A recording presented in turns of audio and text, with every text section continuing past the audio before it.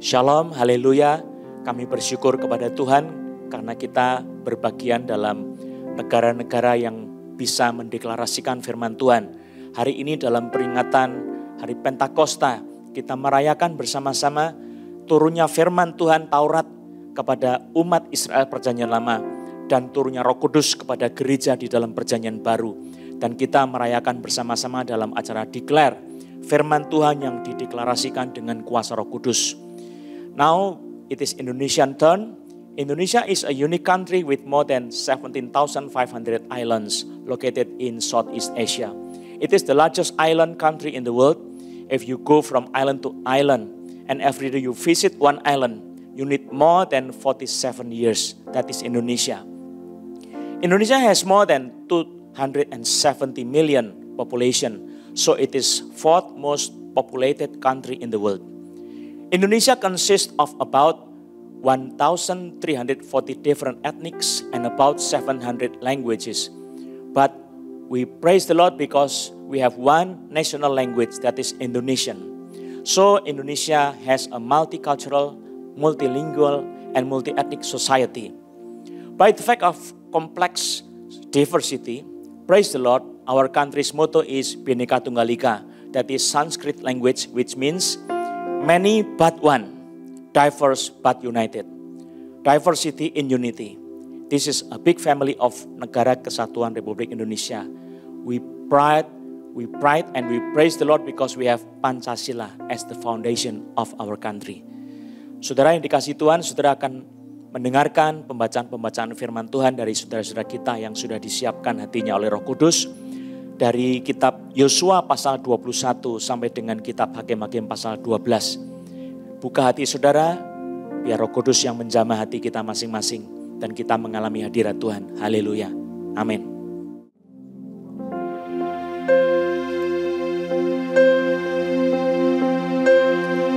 Makasih Tuhan Yesus. Engkau besar, Engkau mulia Tuhan. We thank you Lord. Kami menyembah-Mu bersatu setiap hati kami hari ini Tuhan. Terima kasih Tuhan Yesus. Terima kasih. Terima kasih. Pujian kami bagi Engkau hari ini Tuhan Yesus. Kemegahan Raja dalam kemuliaan, bumi pun bersuka, bumi pun bersuka. Dia datang dalam terang, kegelapan pun sirna, umatnya bersujud mendengar suaranya. Besar Allahku, nyanyikan besar Allahku, selamanya besar dan ajaib Tuhanku.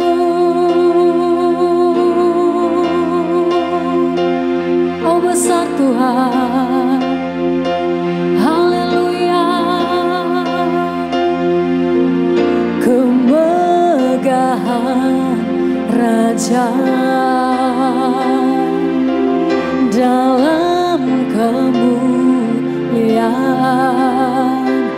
bumi pun bersuka, bumi pun bersuka.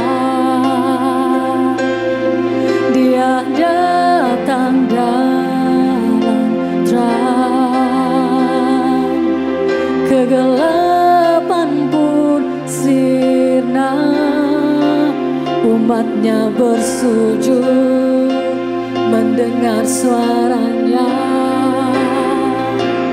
Besar Allahku, nyanyikan besar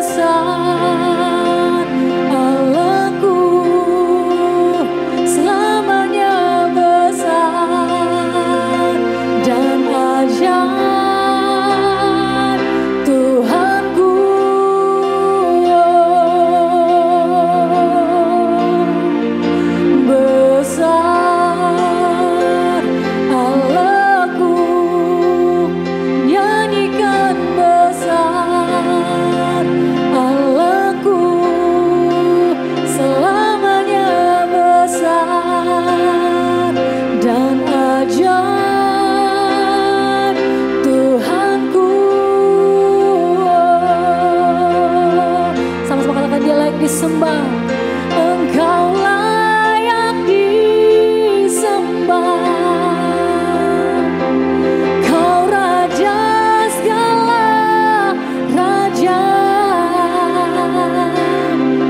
hatiku bernyanyi, Kau besar.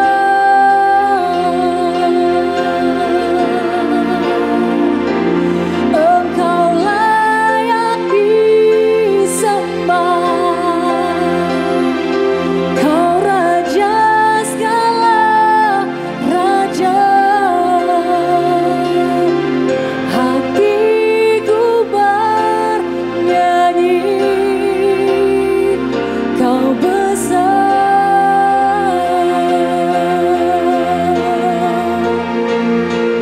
How great is our God? Sing with me, how great is our God? And always see how great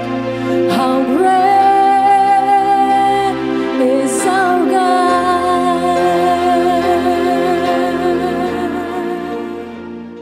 Yosua 21.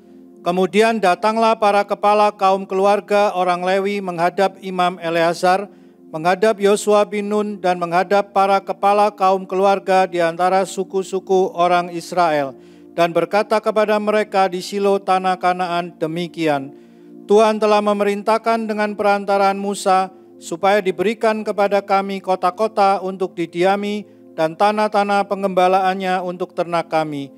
Lalu orang Israel memberikan dari milik musaka mereka kota-kota yang berikut dengan tanah-tanah pengembalaannya kepada orang Lewi seperti yang dititahkan Tuhan.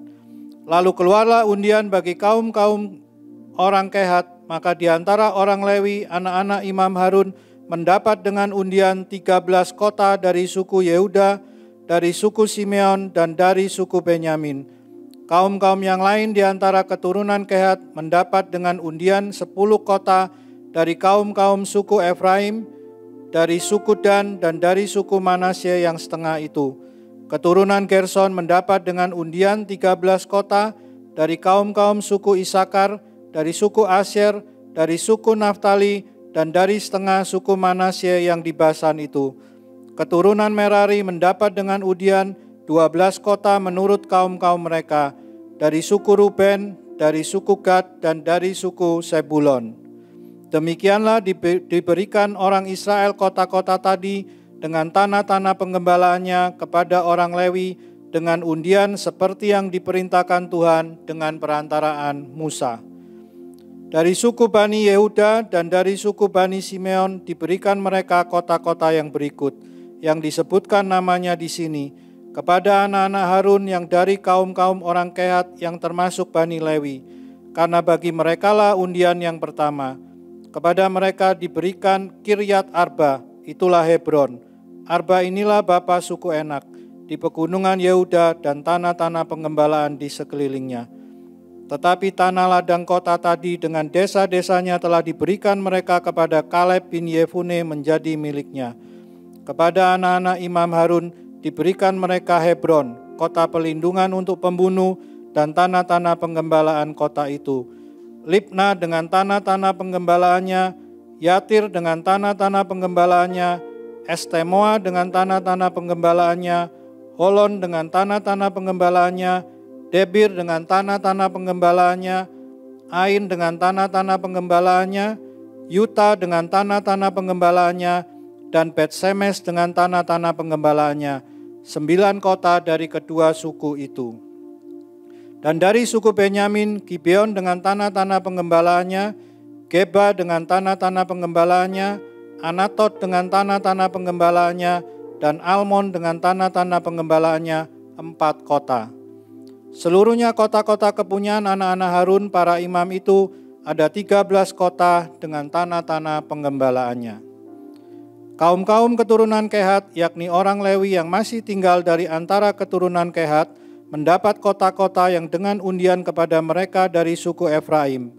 Kepada mereka diberikan Sikem, kota pelindungan untuk pembunuh, dengan tanah-tanah penggembalaannya di pegunungan Efraim, Geser dengan tanah-tanah penggembalaannya, Kibsaim dengan tanah-tanah penggembalaannya, dan Bet-Horon dengan tanah-tanah penggembalaannya, 4 kota. Dan dari suku Dan, Elteke dengan tanah-tanah penggembalaannya, Gibeton dengan tanah-tanah penggembalaannya, Ayalon dengan tanah-tanah penggembalaannya, dan Gad-Rimon dengan tanah-tanah penggembalaannya, 4 kota.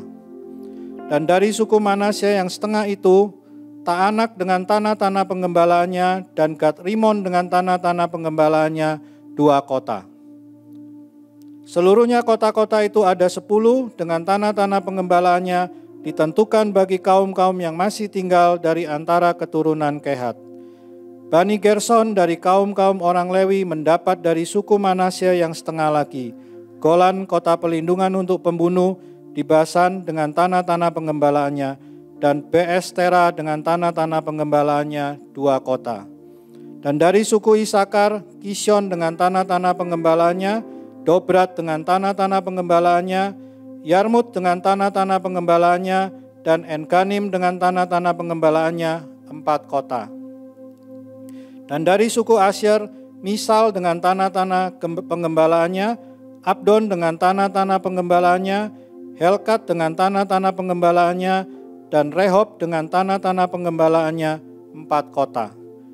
Dan dari suku Naftali, Kedes kota pelindungan untuk pembunuh di Galilea dengan tanah-tanah penggembalaannya, Hamoddor dengan tanah-tanah penggembalaannya, dan Kartan dengan tanah-tanah penggembalaannya, 3 kota.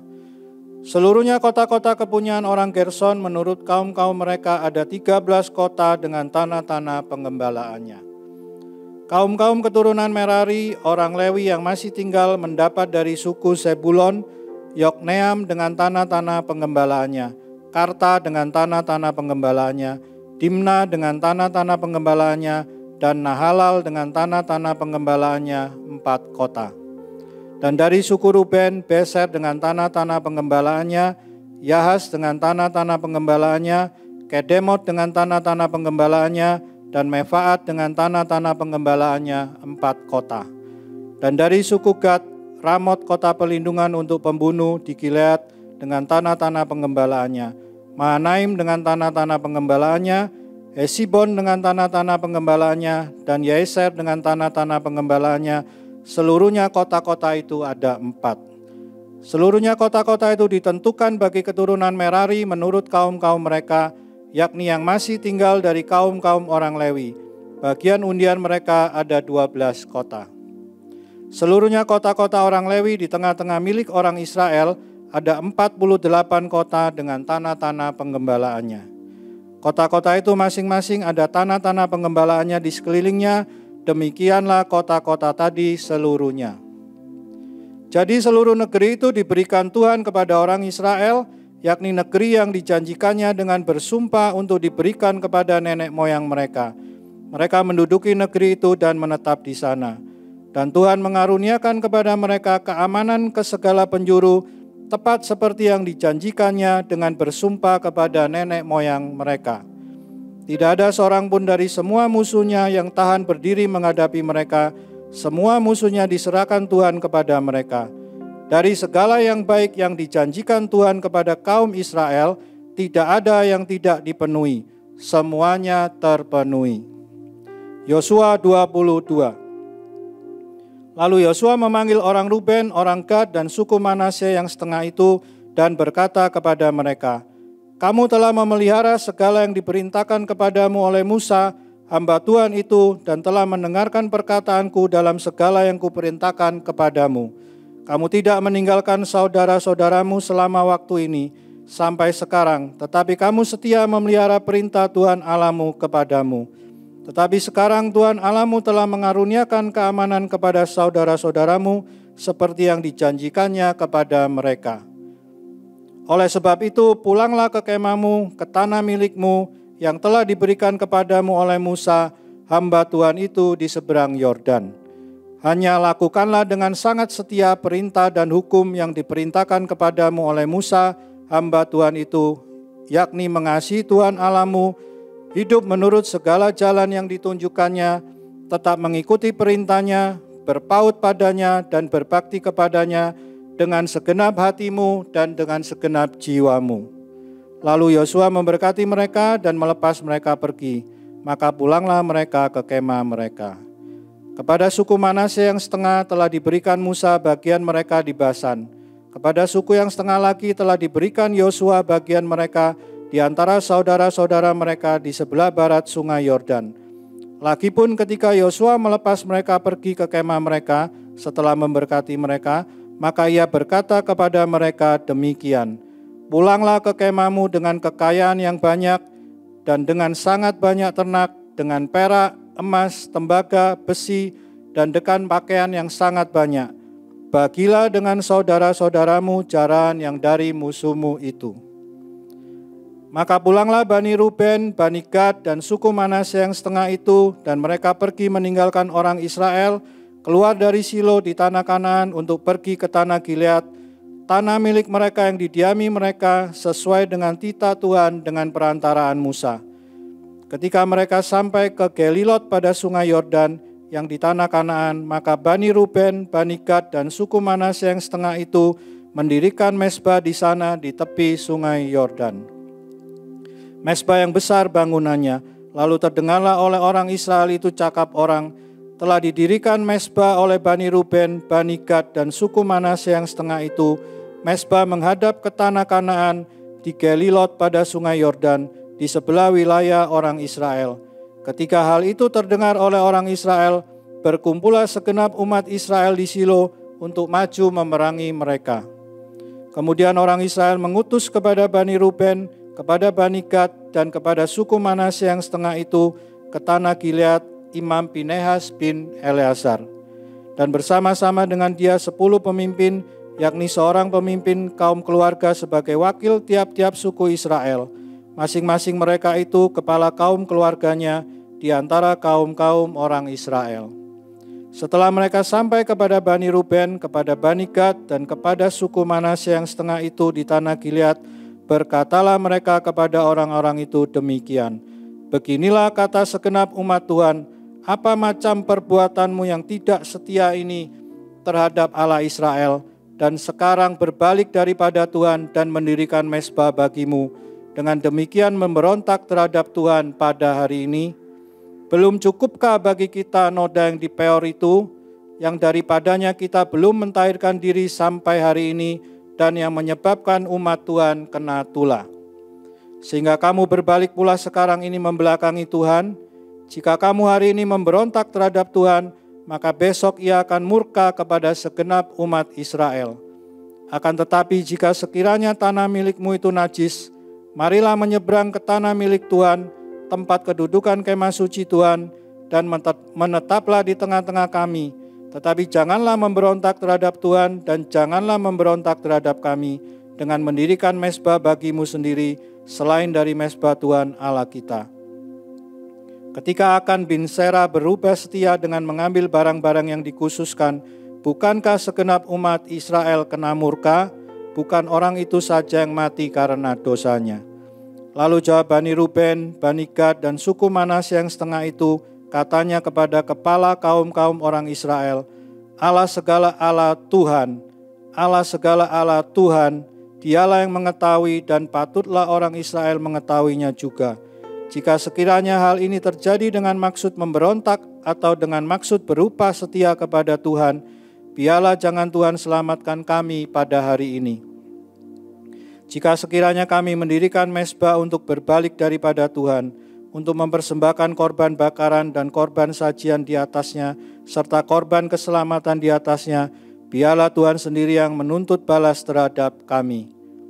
Tetapi sesungguhnya kami telah dilakukannya karena cemas, sebab pikir kami, di kemudian hari anak-anak kamu mungkin berkata kepada anak-anak kami demikian, apakah sangkut pautmu dengan Tuhan Allah Israel? Bukankah Tuhan telah menentukan sungai Yordan sebagai batas antara kami dan kamu? Hai orang Bani Ruben dan Bani Gad, kamu tidak mempunyai bagian akan Tuhan. Demikianlah mungkin anak-anak kamu membuat anak-anak kami berhenti daripada takut akan Tuhan. Sebab itu kata kami, biarlah kita mendirikan mezbah itu bagi kita. bukanlah untuk korban bakaran dan bukanlah untuk korban sembelian, tetapi supaya mezbah itu menjadi saksi antara kami dan kamu dan antara keturunan kita kemudian, bahwa kami tetap beribadah kepada Tuhan di hadapannya dengan korban bakaran, korban sembelian, dan korban keselamatan kami. Jadi tidaklah mungkin anak-anak kamu di kemudian hari berkata kepada anak-anak kami, kamu tidak mempunyai bagian pada Tuhan. Lagi kata kami, apabila di kemudian hari demikian dikatakan mereka kepada kita dan kepada keturunan kita, maka kita akan berkata, tengoklah bangunan tiruan mezbah Tuhan itu yang telah dibuat oleh nenek moyang kami, bukan untuk korban bakaran dan bukan untuk korban sembelian, tetapi mezbah itu menjadi saksi antara kami dan kamu. Jauhlah daripada kami untuk memberontak terhadap Tuhan dan untuk berbalik daripada Tuhan pada hari ini dengan mendirikan mezbah untuk korban bakaran, korban sajian atau korban sembelian. Mezbah yang bukan mezbah Tuhan Allah kita yang ada di depan kemah sucinya. Setelah Imam Fineas dan para pemimpin umat serta para kepala kaum-kaum orang Israel yang bersama-sama dengan dia mendengar perkataan yang dikatakan oleh Bani Ruben, Bani Gad dan Bani Manasye itu, maka mereka menganggap hal itu baik. Kemudian berkatalah Imam Fineas bin Eleazar kepada Bani Ruben, Bani Gad dan Bani Manasye, sekarang tahulah kami bahwa Tuhan ada di tengah-tengah kita, sebab tidaklah kamu berubah setia terhadap Tuhan. Dengan demikian kamu telah melepaskan orang Israel dari hukuman Tuhan. Sesudah itu Imam Fineas bin Eleazar serta para pemimpin itu meninggalkan Bani Ruben dan Bani Gad di tanah Gilead, pulang ke Kanaan kepada orang Israel, lalu disampaikanlah berita itu kepada mereka. Hal itu dipandang baik oleh orang Israel, sehingga orang Israel memuji Allah dan tidak lagi berkata hendak maju memerangi mereka untuk memusnahkan negeri yang didiami Bani Ruben dan Bani Gad itu. Dan Bani Ruben dan Bani Gad menamai mezbah itu saksi, karena inilah saksi antara kita bahwa Tuhan itulah Allah. Berdasarkan Yosua 21 ayat 44 dan 45, saya deklarasikan bahwa Tuhan mengaruniakan keamanan dan segala yang baik ke seluruh penjuru dan pelosok Indonesia. Amin.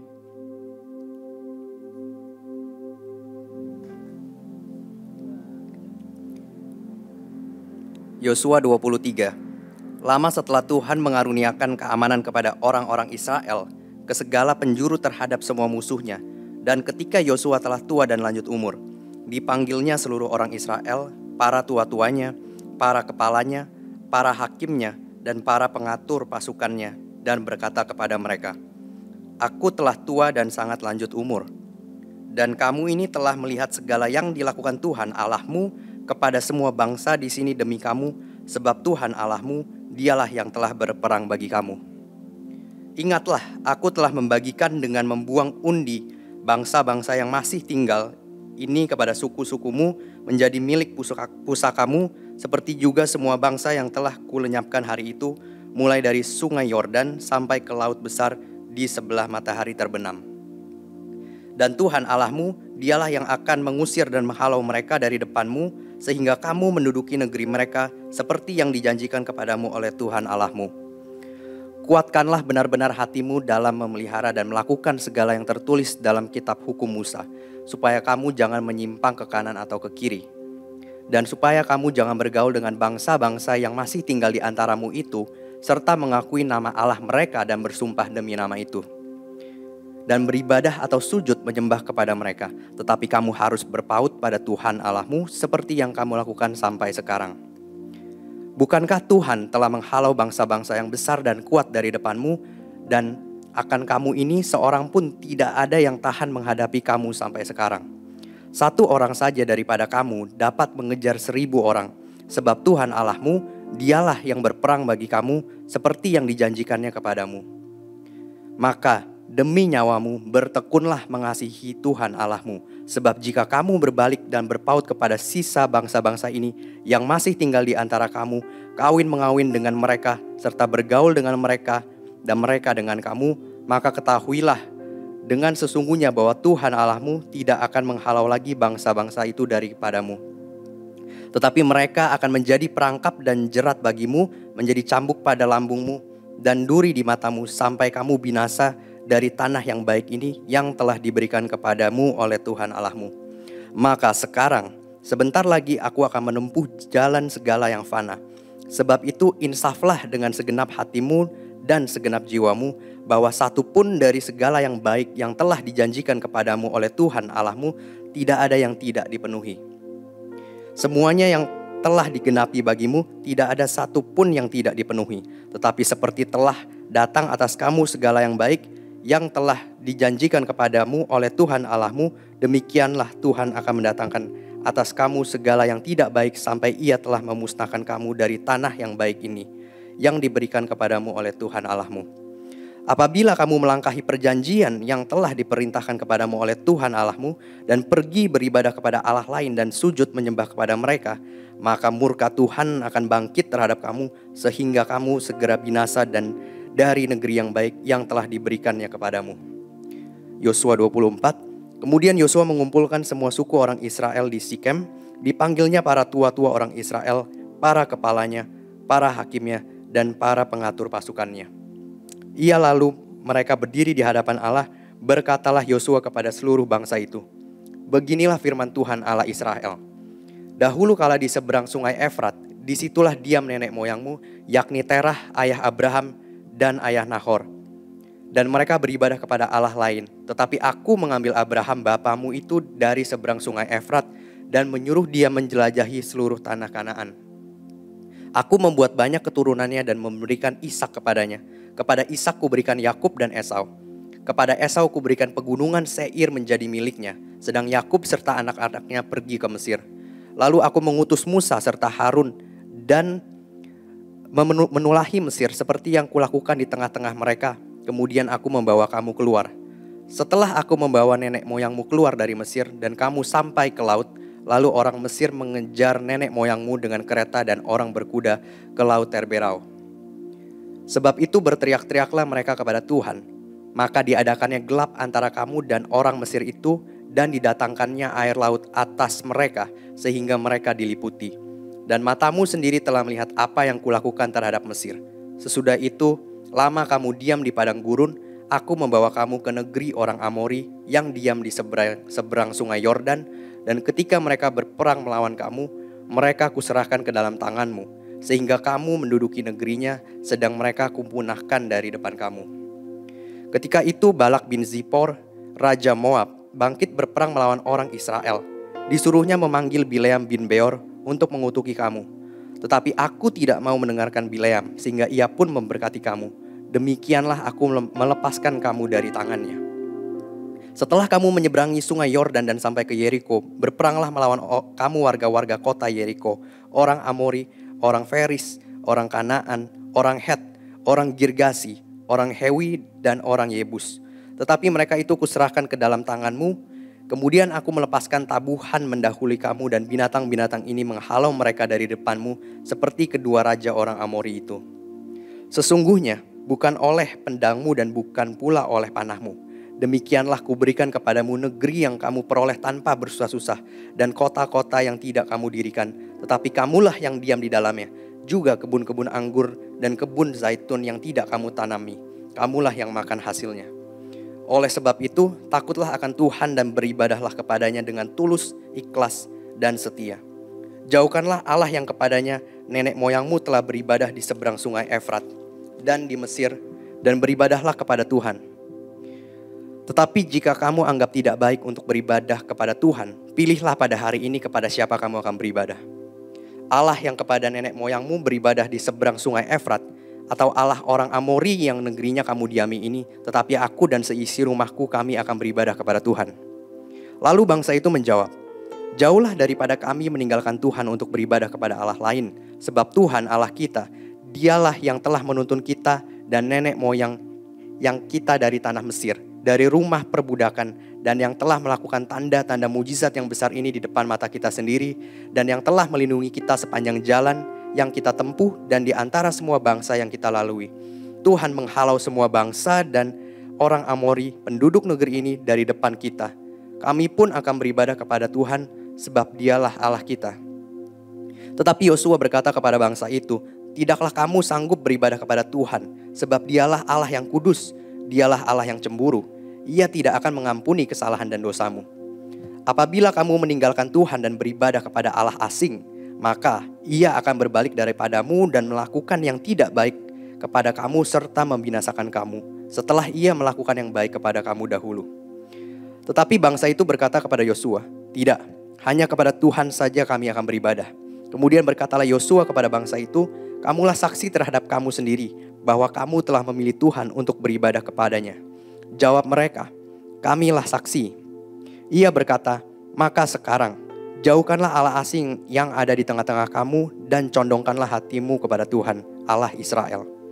Lalu jawab bangsa itu kepada Yosua, "Kepada Tuhan Allah kita kami akan beribadah dan firman-Nya akan kami dengarkan." Pada hari itu juga Yosua mengikat perjanjian dengan bangsa itu dan membuat ketetapan dan peraturan bagi mereka di Sikem. Yosua menuliskan semuanya itu dalam kitab hukum Allah. Lalu ia mengambil batu yang besar dan mendirikannya di sana di bawah pohon besar di tempat kudus Tuhan. Kata Yosua kepada seluruh bangsa itu, "Sesungguhnya batu inilah akan menjadi saksi terhadap kita, sebab telah didengarnya segala firman Tuhan yang diucapkannya kepada kita. Sebab itu batu ini akan menjadi saksi terhadap kamu, supaya kamu jangan menyangkal Allahmu." Sesudah itu Yosua melepas bangsa itu pergi masing-masing ke pemilik pusakanya. Dan sesudah peristiwa-peristiwa ini, maka matilah Yosua bin Nun hamba Tuhan itu ketika berumur 110 tahun. Lalu ia dikuburkan di daerah milik pusakanya di Timnat Serah yang di pegunungan Efraim di sebelah utara gunung Gaas. Orang Israel beribadah kepada Tuhan sepanjang zaman Yosua dan sepanjang zaman para tua-tua yang hidup lebih lama daripada Yosua dan yang mengenal segenap perbuatan yang dilakukan Tuhan bagi orang Israel. Tulang-tulang Yusuf yang dibawa orang Israel dari Mesir dikuburkan mereka di Sikem, di tanah milik yang dibeli Yakub dengan harga 100 kesita dari anak-anak Hemor, bapa Sikem, dan yang ditentukan bagi Bani Yusuf menjadi milik pusaka mereka. Juga Eleazar bin Harun mati dan dia dikuburkan di bukit yang diberikan kepada Pinehas anaknya itu di pegunungan Efraim.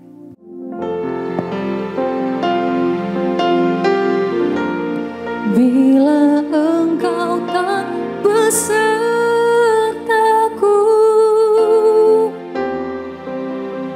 ku tak mau berjalan. Ku perlu Tuhan, pimpin langkahku dengan kasih karunia-Mu. Pimpin langkahku setiap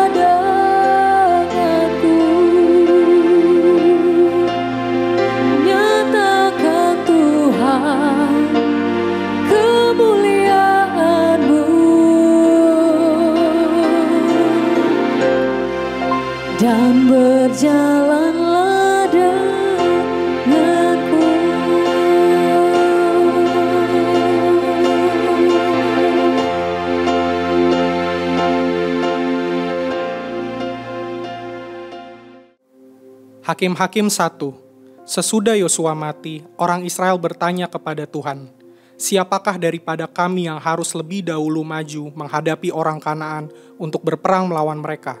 Firman Tuhan, "Suku Yehudalah yang harus maju, sesungguhnya telah kuserahkan negeri itu ke dalam tangannya."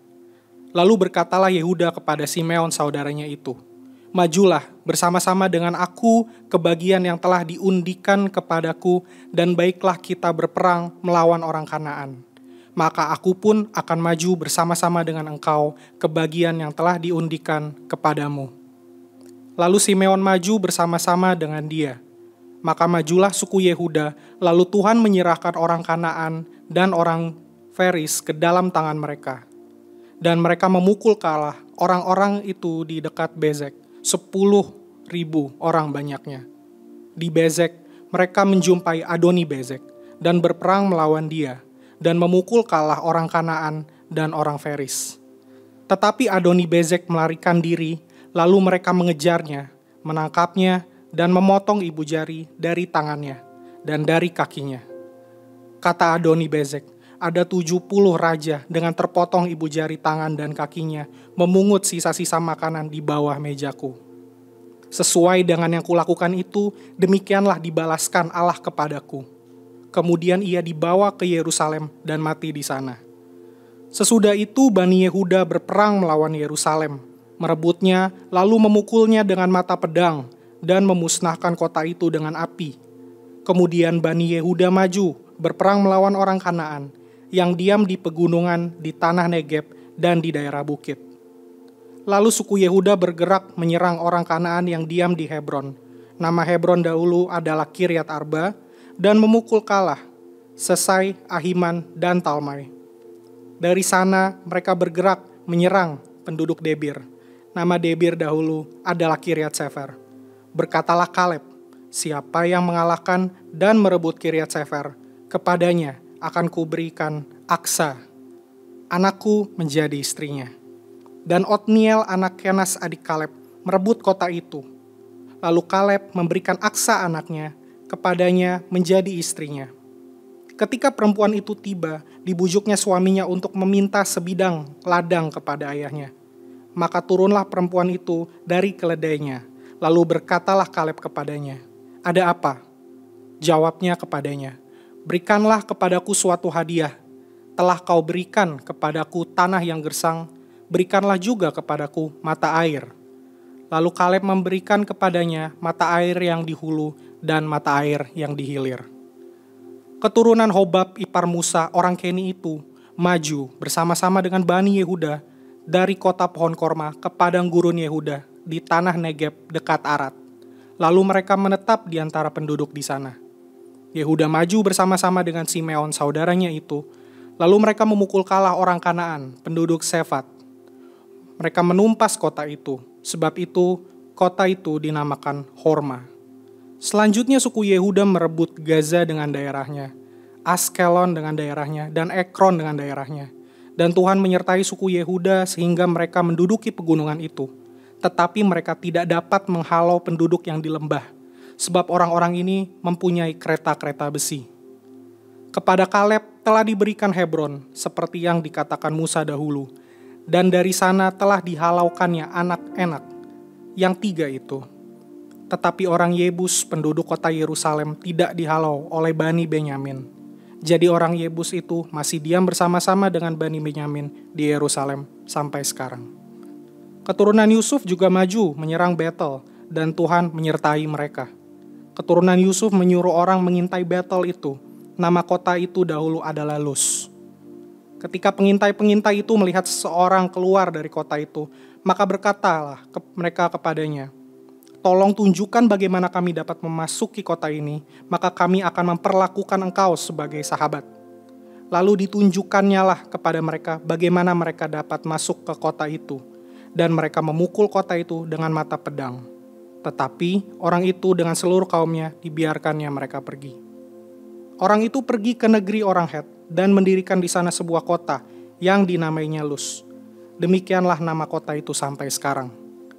Suku Manasye tidak dapat menghalau penduduk Betsean dan penduduk segala anak kotanya.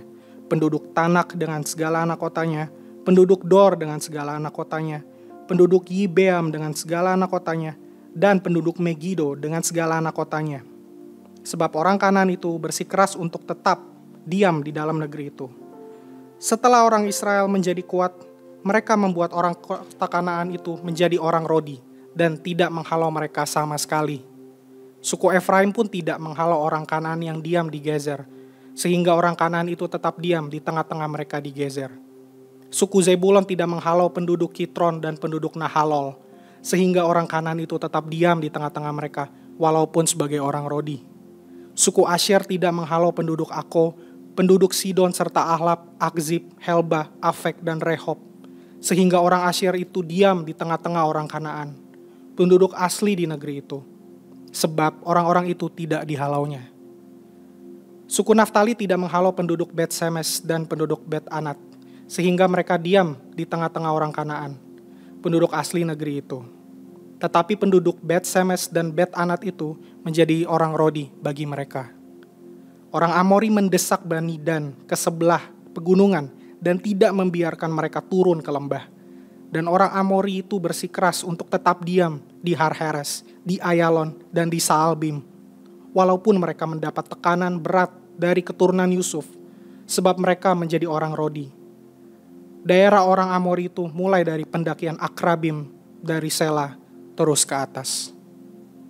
Hakim-Hakim 2. Lalu malaikat Tuhan pergi dari Gilgal ke Bokim, dan berfirman, telah kutuntun kamu keluar dari Mesir, dan kubawa ke negeri yang kujanjikan dengan bersumpah kepada nenek moyangmu. Dan aku telah berfirman, aku tidak akan membatalkan perjanjianku dengan kamu untuk selama-lamanya. Tetapi janganlah kamu mengikat perjanjian dengan penduduk negeri ini. Mesbah mereka haruslah kamu robohkan, tetapi kamu tidak mendengarkan firmanku. Mengapa kamu berbuat demikian? Lagi, aku telah berfirman, aku tidak akan menghalau orang-orang itu dari depanmu, tetapi mereka akan menjadi musuhmu, dan segala Allah mereka akan menjadi jerat bagimu. Setelah malaikat Tuhan mengucapkan firman itu kepada seluruh Israel, menangislah bangsa itu dengan keras. Maka tempat itu dinamai Bohim. Lalu mereka mempersembahkan korban di sana kepada Tuhan. Setelah Yosua melepas bangsa itu pergi, maka pergilah orang Israel itu, masing-masing ke milik pusakanya untuk memiliki negeri itu. Dan bangsa itu beribadah kepada Tuhan sepanjang zaman Yosua dan sepada zaman para tua-tua yang hidup lebih lama daripada Yosua, dan yang telah melihat segenap perbuatan yang besar yang dilakukan Tuhan bagi orang Israel. Dan Yosua bin Nun hamba Tuhan itu mati pada umur 110 tahun. Ia dikuburkan di daerah milik pusakanya di Timnat Heres, di pegunungan Efraim, di sebelah utara Gunung Gaas. Setelah seluruh angkatan itu dikumpulkan kepada nenek moyangnya, bangkitlah sesudah kepada mereka angkatan yang lain yang tidak mengenal Tuhan ataupun perbuatan yang dilakukannya bagi orang Israel. Lalu orang Israel melakukan apa yang jahat di mata Tuhan dan beribadah kepada para Baal.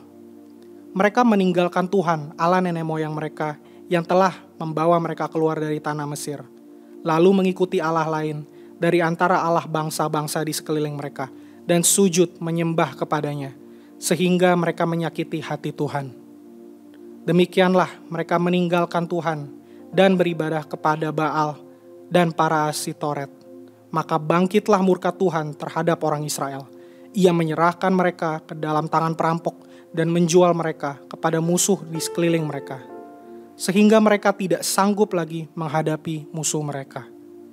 Setiap kali mereka maju, tangan Tuhan melawan mereka dan mendatangkan malapetaka kepada mereka, sesuai dengan apa yang telah diperingatkan kepada mereka oleh Tuhan dengan sumpah, sehingga mereka sangat terdesak. Maka Tuhan membangkitkan hakim-hakim yang menyelamatkan mereka dari tangan perampok itu. Tetapi juga para hakim itu tidak mereka hiraukan, karena mereka berzina dengan mengikuti Allah lain dan sujud menyembah kepadanya.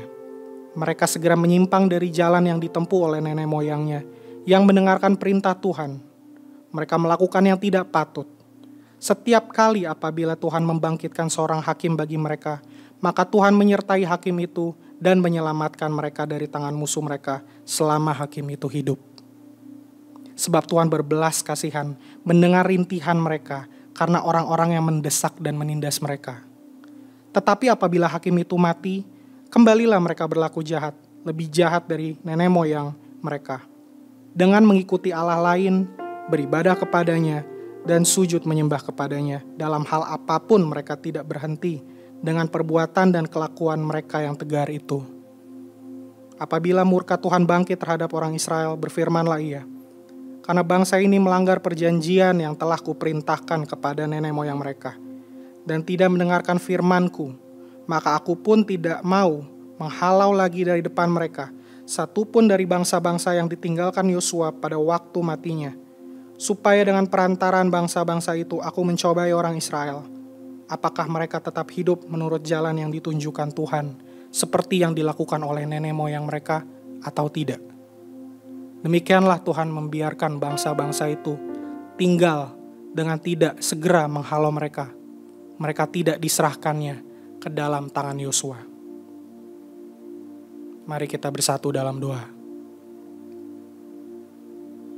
Ya Bapa Tuhan, bagi Indonesia kami percaya, kami deklarasikan seperti Engkau menyertai bangsa Israel dari antara musuh di sekelilingnya. Kau juga menyertai ya Bapa bangsa Indonesia dari segala ancaman, dari segala rintihan, dari segala sakit dan penyakit. Ya Yesus Roh Kudus, kami percaya pertolongan dan kasih setiamu besar bagi bangsa ini. Dari Sabang sampai Merauke, ada kasih-Mu yang melingkupi bangsa ini, sehingga Engkau selamatkan bangsa ini, mendengar rintihan dan jeritan bangsa ini, dan membawa dari kemenangan kepada kemenangan. Haleluya, terpujilah nama Tuhan yang ajaib. Amin.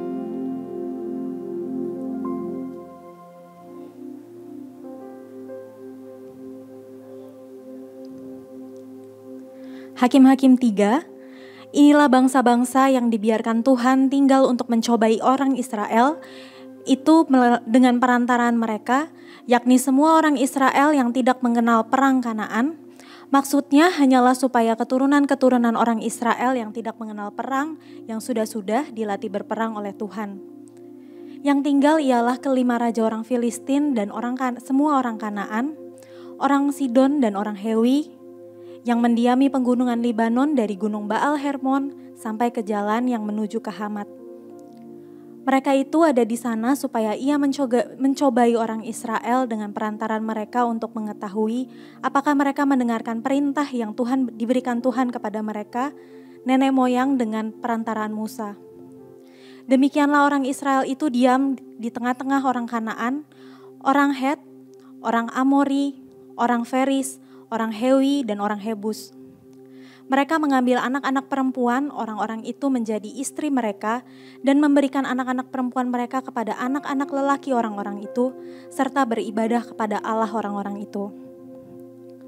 Orang Israel melakukan apa yang jahat di mata Tuhan. Mereka melupakan Tuhan, Allah mereka, dan beribadah kepada para Baal dan para Asyera. Lalu bangkitlah murka Tuhan terhadap orang Israel, sehingga ia menjual mereka kepada Kushan Rishyataim, Raja Aram Mesopotamia, dan orang Israel menjadi takluk kepada Kushan Rishyataim 8 tahun lamanya. Lalu berserulah orang Israel kepada Tuhan, maka Tuhan membangkitkan seorang penyelamat bagi orang Israel, yakni Otniel, anak Kenas, adik Kaleb. Roh Tuhan menghinggapi dia dan menghakimi orang-orang Israel. Ia maju berperang, lalu Tuhan menyerahkan Kushan Rishyataim, Raja Aram ke dalam tangannya, sehingga ia mengalahkan Kushan Rishyataim.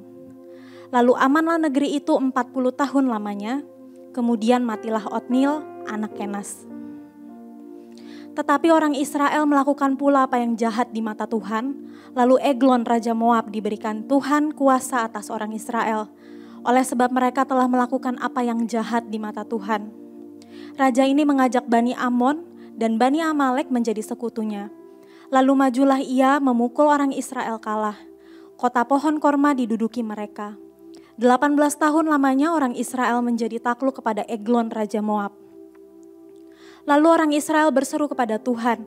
Maka Tuhan membangkitkan bagi mereka seorang penyelamat, yakni Ehud, anak Gera, orang Benyamin, seorang yang kidal. Dengan perantaraannya orang Israel biasa mengirimkan upeti kepada Eglon, Raja Moab. Dan Ehud membuat pedang yang bermata dua, yang panjangnya hampir sehasta. Disandangnya lah itu di bawah pakaiannya pada pangkal paha kanannya. Kemudian ia menyampaikan upeti kepada Eglon, Raja Moab. Adapun Eglon itu seorang yang sangat gendut. Setelah Ehud selesai menyampaikan upeti itu, disuruhnya pembawa-pembawa upeti itu pulang.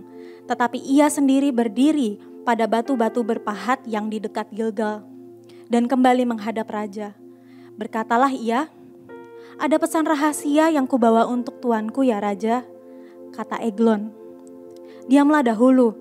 Maka semua orang yang berdiri di depannya itu pergi keluar.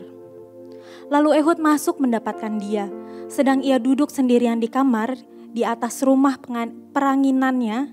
Berkatalah Ehud, "Ada firman Allah yang kubawakan untuk tuanku."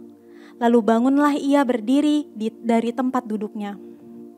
Kemudian Ehud mengulurkan tangan kirinya, dihunusnyalah pedang itu dari pangkal paha kanannya dan ditikamkannya ke perut raja. Sehingga hulunya beserta mata pedang itu masuk. Lemak menutupi mata pedang itu sebab pedang itu tidak dicabutnya dari perut raja. Lalu keluarlah ia melalui pintu belakang. Demikianlah Ehud sampai ke serambi. Pintu kamar atas itu ditutup dan dikuncinya setelah ia keluar. Baru saja ia keluar, datanglah hamba-hamba raja melihat, tetapi pintu kamar itu terkunci. Lalu berkatalah mereka, "Tentulah ia membuang air di kamar rumah peranginannya itu." Lalu mereka menunggu-nunggu sampai menjadi bingung, tetapi raja tidak membuka pintu kamar atas itu. Kemudian mereka mengambil kunci, membuka pintu itu, maka tampaklah tuan mereka tergeletak mati di lantai. Sedang mereka berlambat-lambat, Ehud meloloskan diri. Ia lewat dari batu-batu berpahat dan meloloskan diri ke arah Seira. Setelah ia sampai ke sana, ditiupnyalah sangkakala di pegunungan Efraim. Lalu turunlah orang Israel bersama-sama dengan dia dari pegunungan itu. Dan ia sendiri di depan. Berkatalah ia kepada mereka, "Ikutlah aku, sebab Tuhan telah menyerahkan musuhmu, orang-orang Moab itu ke dalam tanganmu." Maka turunlah mereka mengikuti dia, lalu mereka merebut tempat penyeberangan sungai Yordan ke Moab, dan tidak ada seorang pun dibiarkan mereka menyeberang. Pada waktu itu mereka menewaskan kira-kira 10.000 orang dari Moab.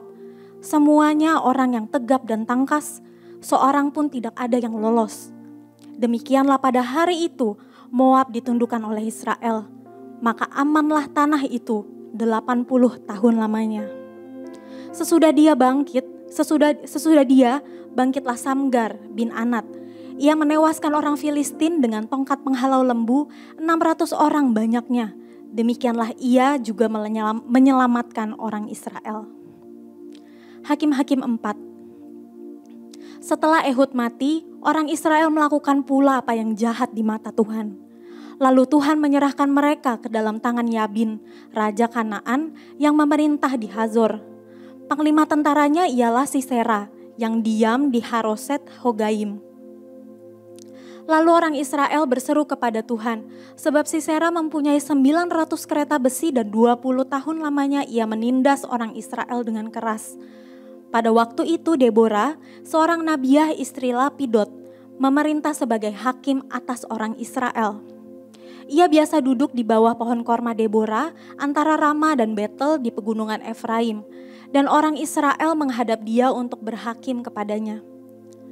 Ia menyuruh memanggil Barak bin Abinoam dari Kedesh di daerah Naftali, lalu berkata kepadanya, "Bukankah Tuhan Allah Israel memerintahkan demikian? Majulah, bergerak menuju Gunung Tabor dengan membawa 10.000 orang Bani Naftali dan Bani Zebulon bersama-sama dengan engkau, dan aku akan menggerakkan Sisera, panglima tentara Yabin dengan kereta-keretanya dan pasukan-pasukannya menuju engkau ke sungai Kison, dan aku akan menyerahkan dia ke dalam tanganmu." Jawab Barak kepada Deborah, "Jika engkau turut maju, aku pun maju. Tetapi jika engkau tidak turut maju, maka aku pun tidak akan maju." Kata Deborah, "Baik, aku turut. Hanya engkau tidak akan mendapatkan kehormatan dalam perjalanan yang engkau lakukan ini, sebab Tuhan akan menyerahkan Sisera ke dalam tangan seorang perempuan. Lalu Deborah bangun, berdiri dan pergi bersama-sama dengan Barak ke Kedesh.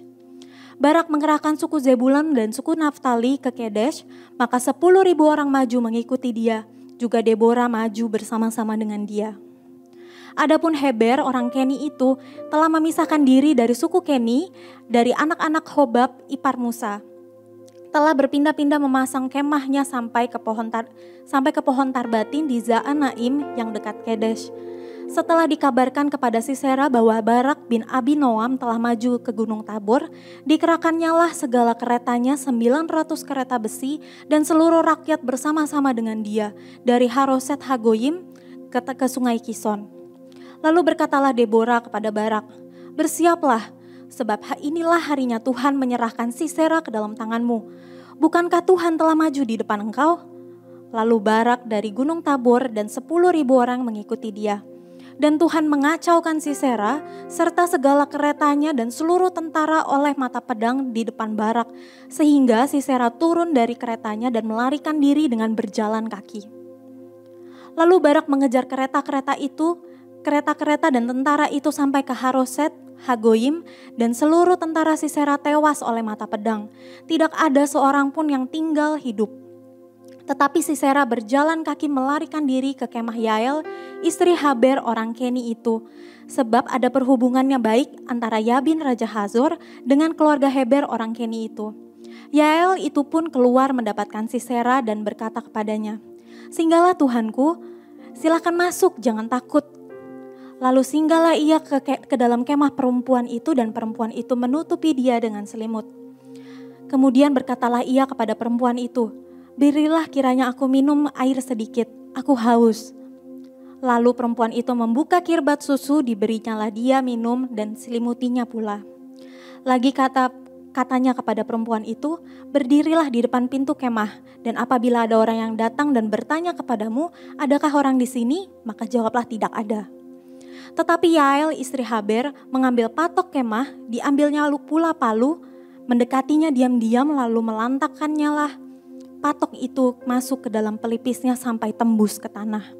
Sebab ia telah tidur nyenyak karena lelahnya, maka matilah orang itu. Pada waktu itu muncullah Barak yang mengejar Sisera.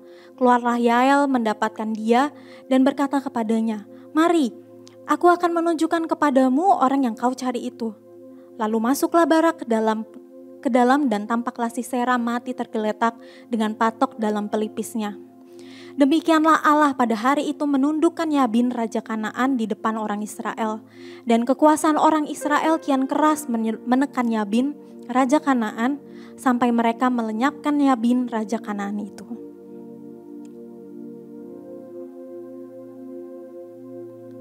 Hakim-Hakim 5. Pada hari itu bernyanyilah Deborah dan Barak bin Abinoam demikian, karena pahlawan-pahlawan di Israel siap berperang, karena bangsa itu menawarkan dirinya dengan sukarela. Pujilah Tuhan, dengarlah ya raja-raja, pasanglah telingamu ya pemuka-pemuka. Kalau aku mau bernyanyi bagi Tuhan, bermazmur bagi Tuhan Allah Israel. Tuhan, ketika engkau bergerak dari Seir, ketika engkau melangkah maju dari daerah Edom, bergoncanglah bumi, tirislah juga dari langit, juga awan tiris airnya. Gunung-gunung yakni Sinai bergoyang di hadapan Tuhan Allah Israel. Dalam zaman Samgar bin Anat, dalam zaman Yael, kafilah tidak ada lagi, dan orang-orang yang dalam perjalanan terpaksa menempuh jalan yang berbelit-belit. Penduduk pendusun diam-diam saja di Israel, ya mereka diam-diam sampai engkau bangkit. Deborah bangkit sebagai ibu di Israel. Ketika orang memilih Allah baru, maka terjadilah perang di pintu gerbang. Sesungguhnya perisai ataupun tombak tidak terlihat di antara 40.000 orang di Israel. Hatiku tertuju kepada panglima Israel, kepada mereka yang menawarkan diri dengan sukarela di antara bangsa itu. Pujilah Tuhan, kamu yang menunggang keledai betina betih, kamu yang duduk di atas permadani, kamu yang berjalan di jalan, ceritakanlah hal itu di tempat-tempat penimbahan air, menurut suara orang yang berdendang. Di sanalah orang yang menyanyikan perbuatan Tuhan yang adil, perbuatannya yang adil terhadap orang-orangnya di pedusunan di Israel. Pada waktu itu turunlah umat Tuhan ke pintu gerbang. Bangunlah, bangunlah Deborah, bangunlah, bangunlah. Nyanyikanlah suatu nyanyian, bangkitlah Barak dan giringlah tawananmu, hai anak Abinoam. Lalu turunlah para bangsawan yang terluput. Umat Tuhan turun baginya sebagai pahlawan. Dari suku Efraim, mereka datang ke lembah mengikuti engkau, ya suku Benjamin dengan laskarmu. Dari suku Makhir turun para panglima, dari suku Zebulun orang-orang pembawa tongkat pengerah. Juga para pemimpin suku Isakar menyertai Deborah. Dan seperti Isakar, demikian Naftali menyertai Barak. Mereka menyusul dia dan menyerbu masuk lembah. Tetapi pihak pasukan-pasukan suku Ruben ada banyak pertimbangan. Mengapa engkau tinggal duduk di antara kandang-kandang sambil mendengarkan seruling pemanggil kawanan? Di samping pasukan-pasukan Ruben dan ada banyak pertimbangan. Orang Gilead tinggal diam di seberang sungai Yordan dan suku Dan. Mengapa mereka tinggal dekat kapal-kapal? Suku Aser duduk di tepi laut, tinggal diam di teluk-teluknya. Tetapi suku Zebulon ialah bangsa yang berani mempertaruhkan nyawa. Demikian juga Naftali. Di tempat-tempat tinggi padang, raja-raja datang dan berperang. Pada waktu itu raja-raja Kanaan berperang dekat Tanak pada mata air Megido. Tetapi perak sebagai rampasan tidak diperoleh mereka. Dari langit berperang bintang-bintang. Dari peredarannya mereka memerangi Sisera. Sungai Kison menghanyutkan musuh. Kison, sungai yang terkenal dari dahulu kala itu. Majulah sekuat tenaga hai jiwaku. Ketika ia menderap telapak kuda. Karena berpacu lari kuda-kudanya. Kutukilah kota Meros. Firman malaikat Tuhan. Kutukilah habis-habisan penduduknya. Karena mereka tidak membantu Tuhan. Membantu Tuhan sebagai pahlawan. Diberkatilah Yael istri Heber. Orang Keni itu melebihi perempuan-perempuan lain. Diberkatilah ia melebihi perempuan yang ada di kemah. Air diminta orang itu, tetapi susu diberikan. Dalam cawan yang indah disungguhkan dadi. Tangannya diulurkan menjadi patok. Tangan kanannya mengambil tukul tukang. Ditukulkannya Sisera. Dihancurkan kepalanya. Diremukkan dan ditembus pipinya. Demikian kaki orang itu rebah. Tewas tergeletak. Dengan kakinya orang itu rebah dan tewas. Di tempat itu ia rebah. Di sanalah orang itu tewas digagahi. Dari jendela ibu Sisera menjenguk dan berseru dari tingkap. Mengapa keretanya tak kunjung datang? Mengapa keretanya belum kedengaran? Yang paling bijak di antara dayang-dayang menjawabnya. Dan ia sendiri juga membalas perkataannya itu. Bukanlah mereka mendapat jarahan dan membagi-baginya. Gadis seorang dua dan setiap orang jarahan kain berwarna sehelai dua untuk Sisera. Jarahan dari kain sulaman, aneka warna, sehelai dua untuk leherku. Demikianlah akan binasa segala musuhmu ya Tuhan. Tetapi orang yang mengasihinya, bagaikan matahari terbit dalam kemegahannya. Lalu amanlah negeri itu 40 tahun lamanya. Hakim-Hakim 6. Tetapi orang Israel melakukan apa yang jahat di mata Tuhan. Sebab itu Tuhan menyerahkan mereka ke dalam tangan orang Midian 7 tahun lamanya. Dan selama itu orang Midian menjadi berkuasa atas orang Israel. Karena takutnya kepada orang Midian itu, maka orang Israel membuat tempat-tempat perlindungan di gunung, yakni gua-gua dan kubu-kubu. Setiap orang Israel selesai menabur, datanglah orang Midian, orang Amalek dan orang-orang dari sebelah timur, lalu maju mendatangi mereka. Berkemalah orang-orang itu di daerah mereka, dan musnahlah hasil tanah itu ke dekat Gaza. Dan tidak meninggalkan bahan makanan apapun di Israel. Juga domba atau lembu atau keledai di Israel tidak satupun. Sebab orang-orang itu datang maju dengan ternaknya dan kemahnya. Datangnya itu berbanyak-banyak seperti belalang. Orang-orangnya dan unta-untanya tidak terhitung banyaknya. Sekaliannya datang ke negeri itu untuk memusnahkannya. Sehingga orang Israel menjadi sangat melarat oleh perbuatan orang Midian itu. Lalu berserulah orang Israel kepada Tuhan.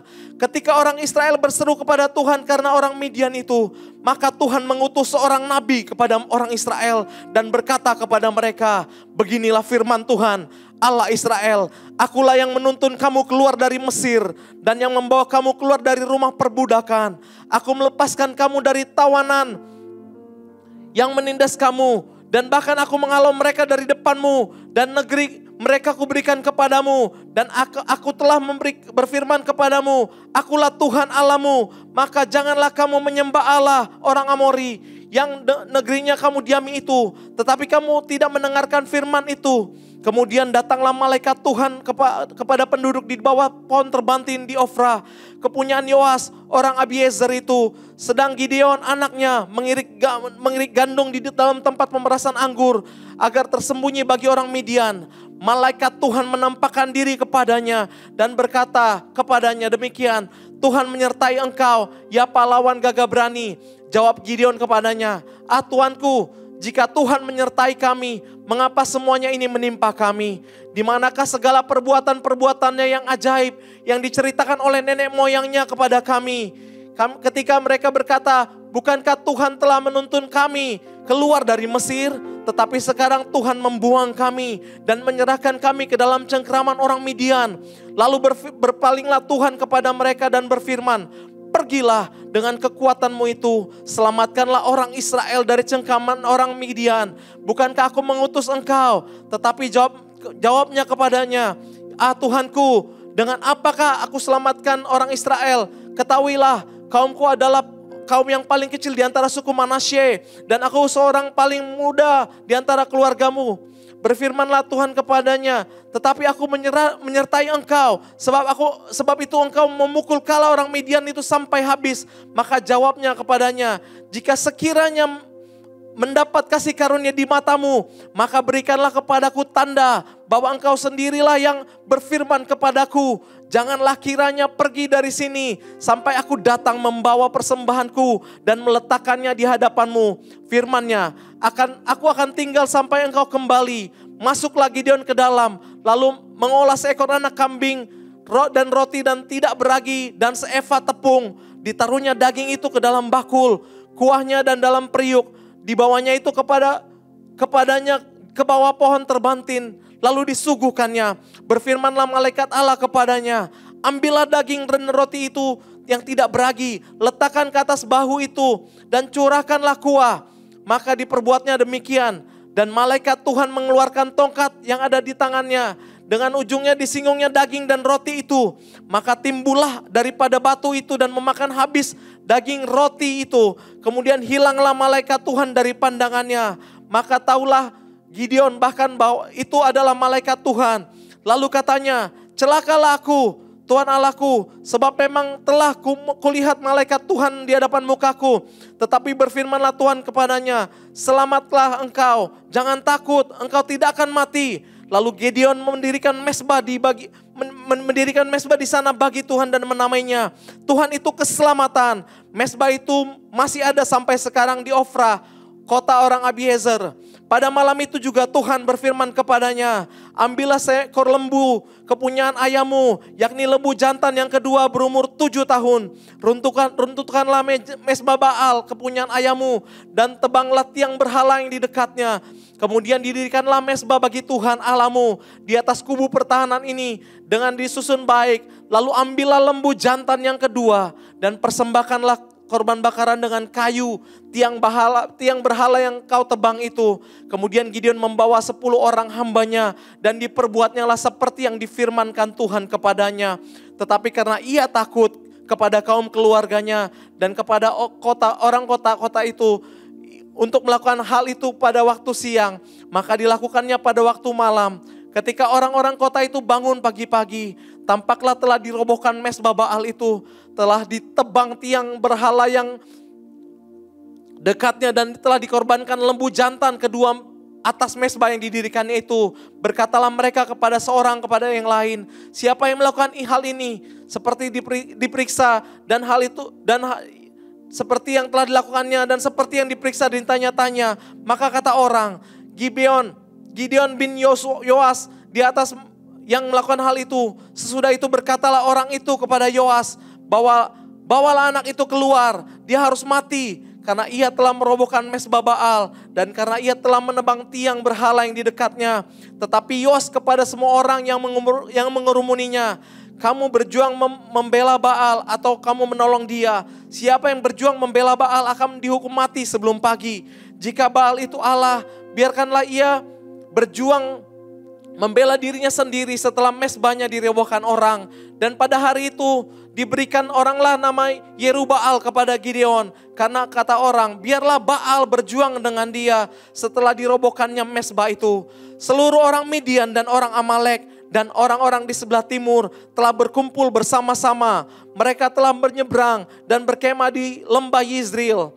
Pada waktu itu roh Tuhan menguasai Gideon. Ditiuplah sangkakala dan orang-orang Abiezer dikerahkan untuk mengikuti dia. Juga dikirimnya pesan kepada seluruh Manasye. Dan orang-orang ini pun dikerahkannya untuk mengikuti dia. Dikirimnya pula pesan kepada suku Asyer, Zebulon, Naftali, dan orang-orang ini pun maju menggabungkan diri dengan mereka. Kemudian berkatalah Gideon kepada Allah, jika engkau mau menyelamatkan orang Israel dengan perantaraku, seperti yang kau firmankan itu, maka aku akan membentangkan guntingan bulu domba di tempat pengirikan. Apabila hanya di atas guntingan bulu itu ada empun, tetapi seluruh tanah itu ditinggal kering. Maka taulah aku bahwa engkau mau menyelamatkan orang Israel dari perantaraku dengan yang seperti kau firmankan. Dan dengan demikian terjadi, sebab keesokan harinya pagi-pagi ia bangun. Dipulasnya guntingan bulu itu dan diperasnya air embun dari guntingan bulu itu. Secawan air penuh. Lalu berkatalah Gideon kepada Allah, janganlah kiranya murkamu bangkit terhadap aku. Apabila aku berkata lagi, sebab ini sekali ini saja biarkanlah aku satu kali lagi saja mengambil pencobaan untuk guntingan bulu itu. Sekiranya yang kering hanya guntingan bulu itu. Dan di atas seluruh tanah itu ada embun. Demikianlah diperbuat Allah pada malam itu. Sebab hanya guntingan bulu itu yang kering. Dan di atas seluruh tanah itu ada embun. Kami deklarasikan ya Tuhan. Seperti Tuhan memilih Deborah dan Gideon. Akan menyertai umat Tuhan di Indonesia. Dan memberitakan keselamatan atas Indonesia. Amin.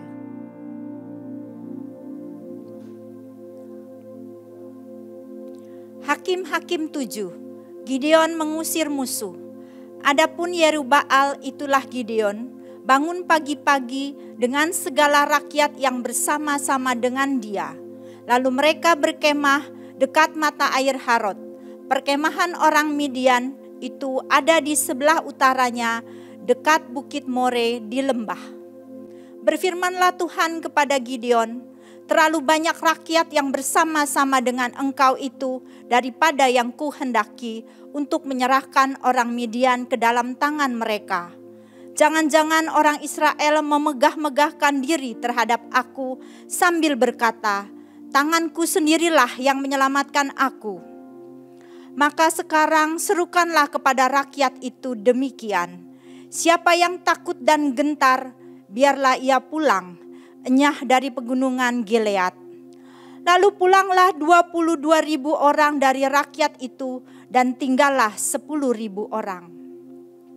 Tetapi Tuhan berfirman kepada Gideon, masih terlalu banyak rakyat. Suruhlah mereka turun minum air, maka aku akan menyaring mereka bagimu di sana. Siapa yang kufirmankan kepadamu, inilah orang yang akan pergi bersama-sama dengan engkau. Dialah yang akan pergi bersama-sama dengan engkau. Tetapi barang siapa yang kufirmankan kepadamu, inilah orang yang tidak akan pergi bersama-sama dengan engkau. Dialah yang tidak akan pergi. Lalu Gideon menyuruh rakyat itu turun minum air, dan berfirmanlah Tuhan kepadanya, barang siapa yang menghirup air dengan lidahnya seperti anjing menjilat, haruslah ia kau kumpulkan tersendiri. Demikian juga semua orang yang berlutut untuk minum. Jumlah orang yang menghirup dengan membawa tangannya ke mulut ada 300 orang. Tetapi yang lain dari rakyat itu semuanya berlutut minum air. Lalu berfirmanlah Tuhan kepada Gideon, dengan ke-300 orang yang menghirup itu akan kuselamatkan kamu. Aku akan menyerahkan orang Midian ke dalam tanganmu. Tetapi yang lain dari rakyat itu semuanya boleh pergi, masing-masing ke tempat kediamannya. Dari rakyat itu mereka mengambil bekal dan sangkakala. Demikianlah seluruh orang Israel disuruhnya pergi masing-masing ke kemahnya. Tetapi ke-300 orang itu ditahannya. Adapun perkemahan orang Midian ada di bawahnya di lembah.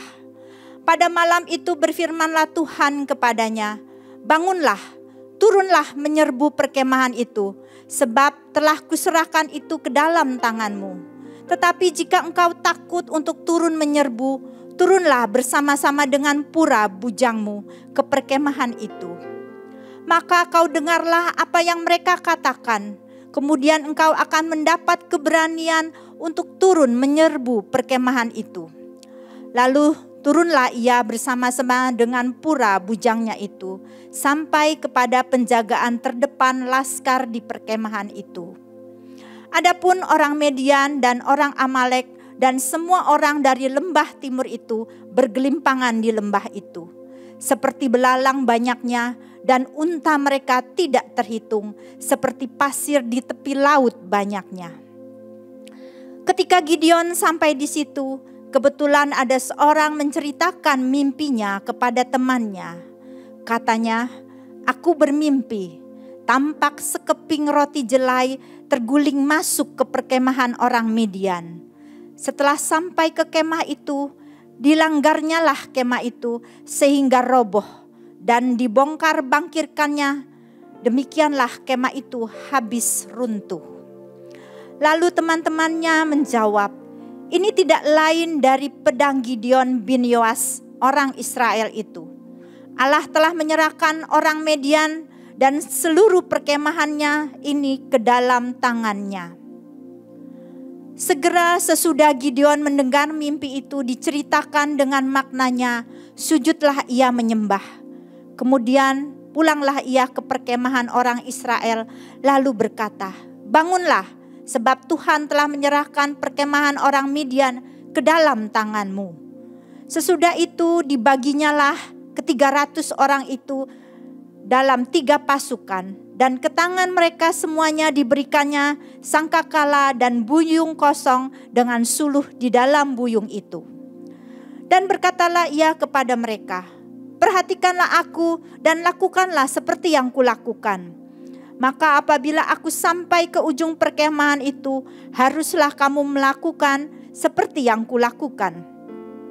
Apabila aku dan semua orang yang bersama dengan aku meniup sangkakala, maka haruslah kamu juga meniup sangkakala sekeliling seluruh perkemahan itu dan berseru, demi Tuhan dan demi Gideon. Lalu Gideon dan ke-100 orang yang bersama-sama dengan dia sampai ke ujung perkemahan itu dan waktu permulaan giliran jaga tengah malam. Ketika penjaga-penjaga baru saja ditempatkan. Lalu mereka meniup sangkakala sambil memecahkan buyung yang ada di tangan mereka. Demikianlah ketiga pasukan itu bersama-sama meniup sangkakala dan memecahkan buyung dengan memegang obor di tangan kirinya. Dan sangkakala di tangan kanannya untuk ditiup serta berseru, pedang demi Tuhan dan demi Gideon. Sementara itu tinggallah mereka berdiri masing-masing di tempatnya. Sekeliling perkemahan itu, tetapi seluruh tentara musuh menjadi kacau balau, berteriak-teriak dan melarikan diri. Sedang ke-300 orang itu meniup sangkakala, maka di perkemahan itu Tuhan membuat pedang yang seorang diarahkan kepada yang lain. Lalu larilah tentara itu sampai ke Betsita ke arah Zerera, sampai ke pinggir Abel Mehola dekat Tabat. Kemudian dikerahkanlah orang-orang Israel dari suku Naftali dan dari suku Asyer dan dari segenap suku Manasye. Lalu mereka mengejar orang Midian. Gideon menyuruh juga orang ke seluruh pegunungan Efraim dengan pesan, turunlah menghadap orang Midian dan dudukilah segala batang air sampai ke Bet-bara dan juga sungai Yordan. Maka semua orang Efraim dikerahkan. Lalu mereka menduduki segala batang air sampai ke Bet-bara, juga sungai Yordan. Mereka berhasil menawan 2 raja Midian, yaitu Oreb dan Zeb. Oreb dibunuh di gunung batu Oreb dan Zeb dibunuh dalam tempat pemerasan anggur Zeb. Mereka mengejar orang Midian itu. Lalu mereka membawa kepala Oreb dan kepala Zeb kepada Gideon di seberang sungai Yordan. Hakim-Hakim 8. Lalu berkatalah orang-orang Efraim kepada Gideon, "Apa macam perbuatanmu ini terhadap kami? Mengapa engkau tidak memanggil kami ketika engkau pergi berperang melawan orang Midian?" Lalu mereka menyesali dia dengan sangat. Jawabnya kepada mereka, "Apa perbuatanku dalam hal ini jika dibandingkan dengan kamu? Bukankah pemetikan susulan oleh suku Efraim lebih baik hasilnya dari panen buah anggur kaum Abiezer? Allah telah menyerahkan kedua raja Midian ini, yakni Oreb dan Zeb, ke dalam tanganmu. Apa yang telah dapat kucapai jika dibandingkan dengan kamu?" Setelah ia berkata demikian, maka redalah marah mereka terhadap dia. Orang Midian dikalahkan, raja-rajanya dibunuh. Ketika Gideon sampai ke sungai Yordan, menyeberanglah ia dan ke-300 orang yang bersama-sama dengan dia. Meskipun masih lelah, namun mengejar juga. Dan berkatalah dia kepada orang-orang Sukot, "Tolong berikan beberapa roti untuk rakyat yang mengikuti aku ini, sebab mereka telah lelah, dan aku sedang mengejar Sebah dan Salmunah, raja-raja Midian." Tetapi jawab para pemuka di Sukot itu, "Sudahkah Sebah dan Salmunah itu ada dalam tanganmu, sehingga kami harus memberikan roti kepada tentaramu?"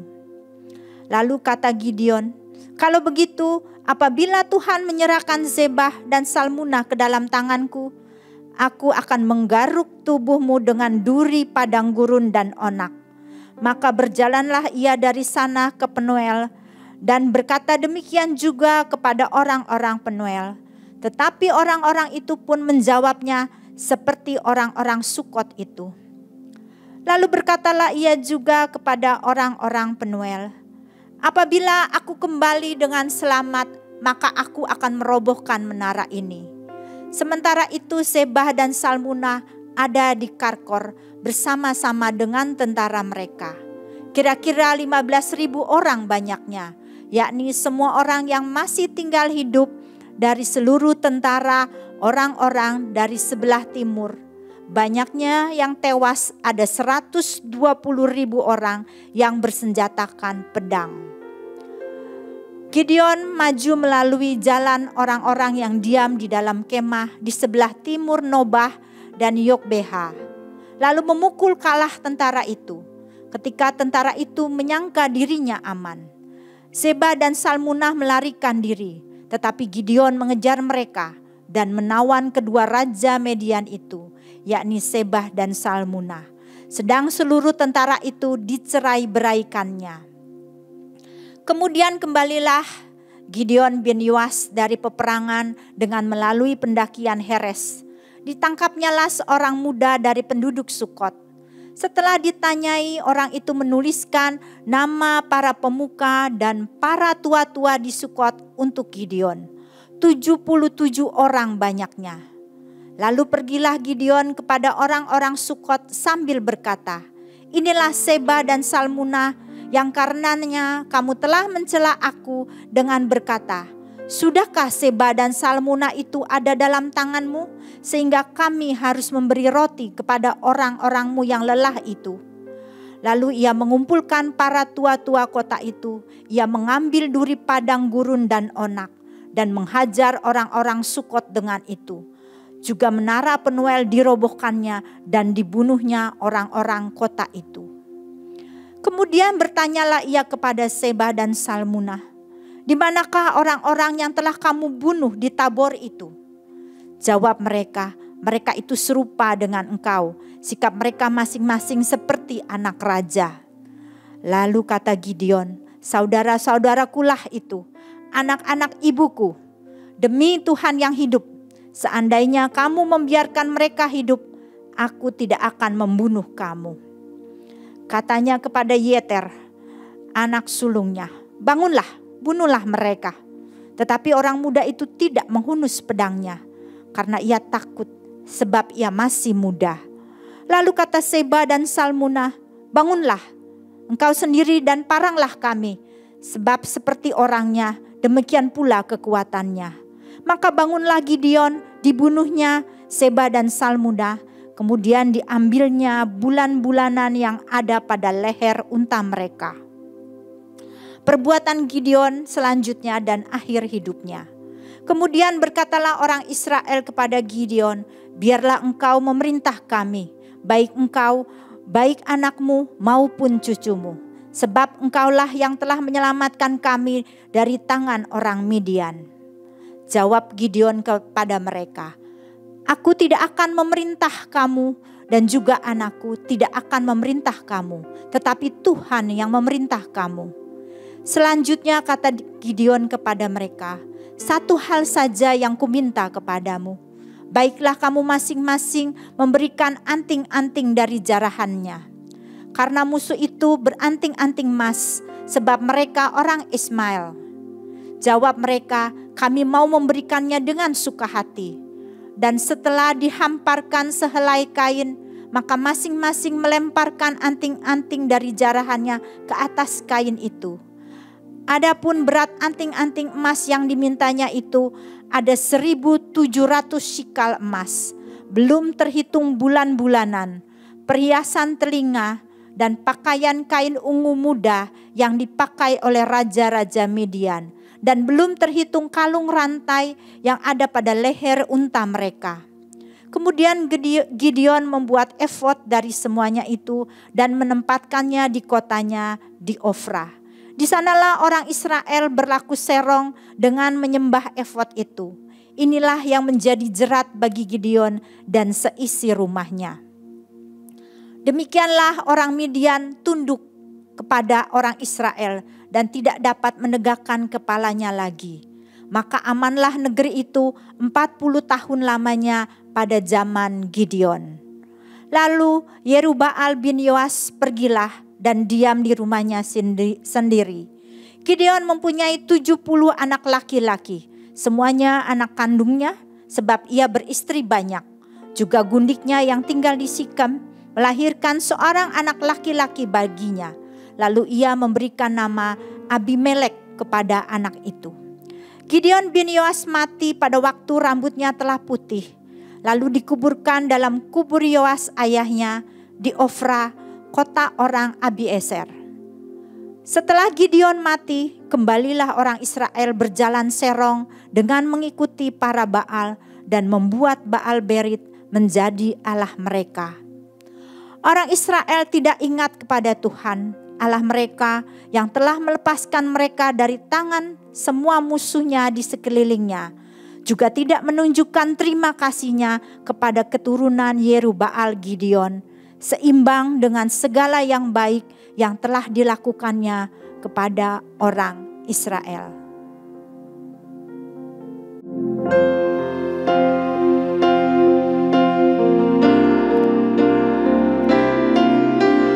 Glory, glory, haleluya. Glory, glory, haleluya. Glory, glory, haleluya.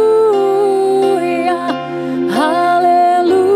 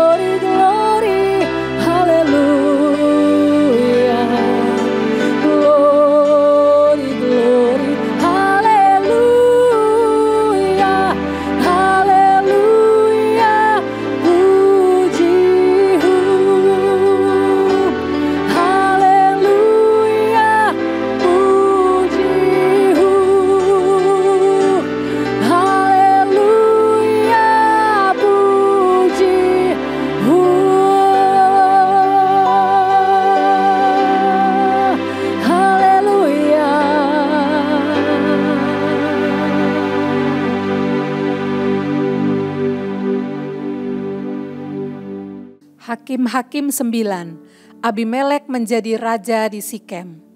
Adapun Abimelek bin Yerubbaal pergi ke Sikem kepada saudara-saudara ibunya dan berkata kepada mereka dan kepada seluruh kaum dari pihak keluarga ibunya, "Tolong katakan kepada seluruh warga kota Sikem, manakah yang lebih baik bagimu? 70 orang memerintah kamu, yaitu semua anak Yerubbaal, atau 1 orang? Dan ingat juga bahwa aku darah dagingmu." Lalu saudara-saudara ibunya mengatakan hal ihwalnya kepada seluruh warga kota Sikem. Maka condonglah hati orang itu untuk mengikuti Abimelek, sebab kata mereka, "Memang ia saudara kita." Sesudah itu mereka memberikan kepadanya 70 uang perak dari kuil Baal Berit. Lalu Abimelek memberi perak itu sebagai upah kepada petualang-petualang dan orang-orang nekat supaya mengikuti dia. Ia pergi ke rumah ayahnya di Ofra, lalu membunuh saudara-saudaranya, anak-anak Yerubbaal, 70 orang di atas 1 batu. Tetapi Yotam, anak bungsu Yerubbaal, tinggal hidup karena ia menyembunyikan diri. Kemudian berkumpullah seluruh warga kota Sikem dan seluruh Bet Milo. Mereka pergi menobatkan Abimelek menjadi raja dekat pohon terbatin di tugu peringatan yang di Sikem. Setelah hal itu dikabarkan kepada Yotam, pergilah ia ke gunung Gerizim dan berdiri di atasnya. Lalu berserulah ia dengan suara nyaring kepada mereka, "Dengarkanlah aku, kamu warga kota Sikem, maka Allah akan mendengarkan kamu juga. Sekali peristiwa pohon-pohon pergi mengurapi yang akan menjadi raja atas mereka. Kata mereka kepada pohon zaitun, 'Jadilah raja atas kami.' Tetapi jawab pohon zaitun itu kepada mereka, 'Masakan aku meninggalkan minyakku yang dipakai untuk menghormati Allah dan manusia dan pergi melayang di atas pohon-pohon?' Lalu kata pohon-pohon itu kepada pohon ara, 'Marilah jadilah raja atas kami.' Tetapi jawab pohon ara itu kepada mereka, 'Masakan aku meninggalkan manisanku dan buah-buahku yang baik dan pergi melayang di atas pohon-pohon?' Lalu kata pohon-pohon itu kepada pohon anggur, 'Marilah, jadilah raja atas kami.' Tetapi jawab pohon anggur itu kepada mereka, 'Masakan aku meninggalkan air buah anggurku yang menyukakan hati Allah dan manusia dan pergi melayang di atas pohon-pohon?' Lalu kata segala pohon itu kepada semak duri, 'Marilah, jadilah raja atas kami.' Jawab semak duri itu kepada pohon-pohon itu, 'Jika kamu sungguh-sungguh mau mengurapi aku menjadi raja atas kamu, datanglah berlindung di bawah naunganku. Tetapi jika tidak, biarlah api keluar dari semak duri dan memakan habis pohon-pohon aras yang di gunung Libanon. Maka sekarang jika kamu berlaku setia dan tulus ikhlas dengan membuat Abimelek menjadi raja, dan jika kamu berbuat yang baik kepada Yerubbaal dan kepada keturunannya, dan jika kamu membalaskan kepadanya seimbang dengan jasanya, bukankah ayahku telah berperang membela kamu dan menyabung nyawanya dan telah melepaskan kamu dari tangan orang Midian? Padahal kamu sekarang memberontak terhadap keturunan ayahku, membunuh anak-anaknya 70 orang banyaknya di atas 1 batu, serta membuat Abimelek anak seorang budaknya perempuan menjadi raja atas kota Sikem, karena ia saudaramu. Jadi jika kamu pada hari ini berlaku setia dan tulus ikhlas kepada Yerubbaal dan keturunannya, maka silahkanlah kamu bersukacita atas Abimelek dan silahkanlah ia bersukacita atas kamu. Tetapi jika tidak demikian, maka biarlah api keluar daripada Abimelek dan memakan habis warga kota Sikem dan juga Bet Milo. Dan biarlah api keluar daripada warga kota Sikem dan juga dari Bet Milo dan memakan habis Abimelek. Kemudian larilah Yotam, ia melarikan diri ke Beer dan tinggal di sana karena takut kepada Abimelek saudaranya itu.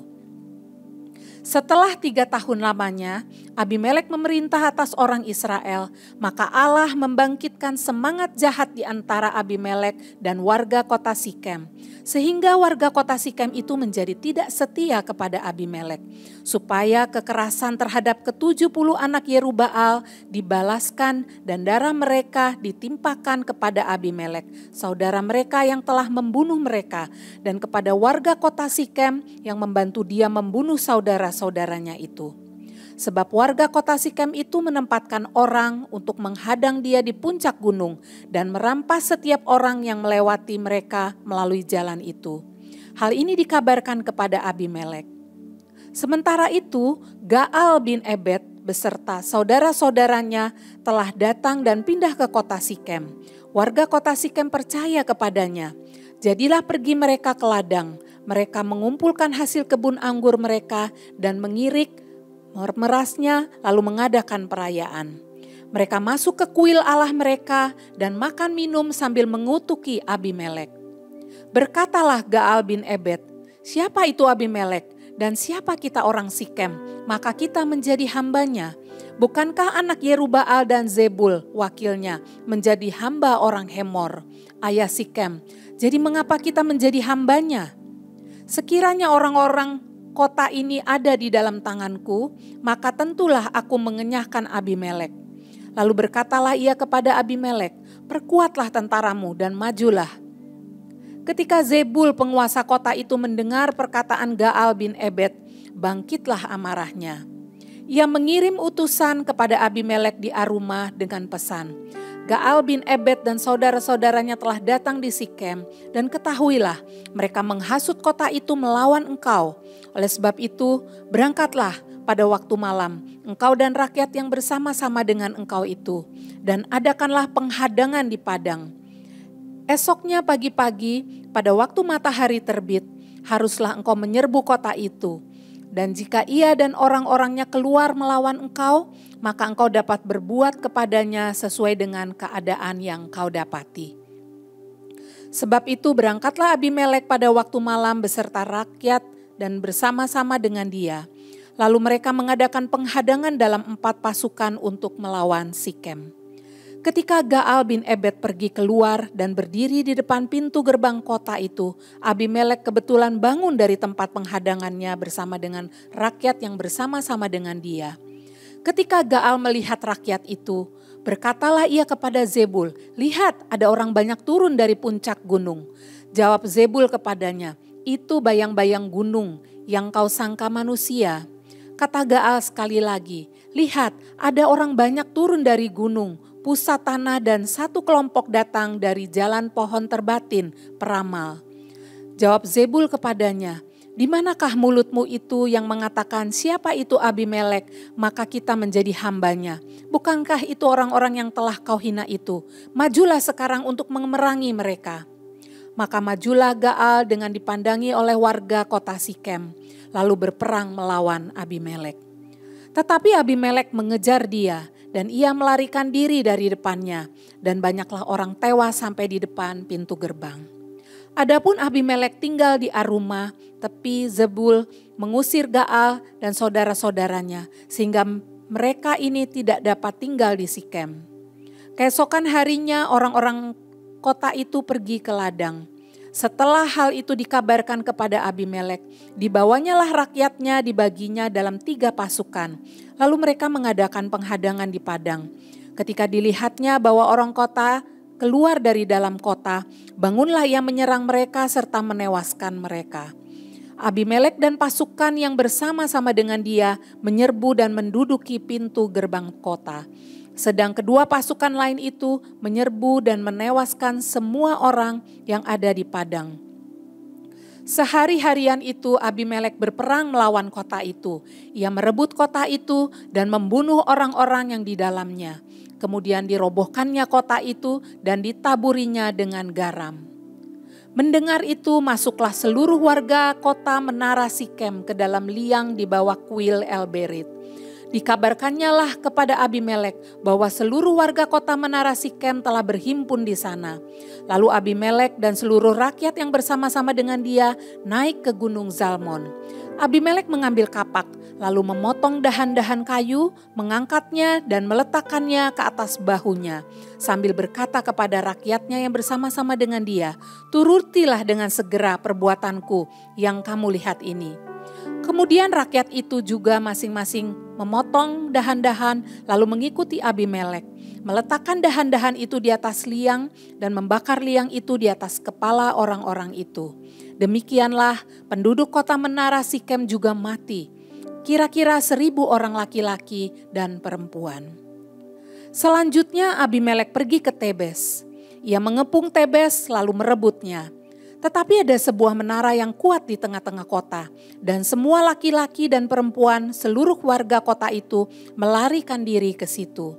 Mereka menutup pintu di belakangnya dan naik ke atas sotoh menara itu.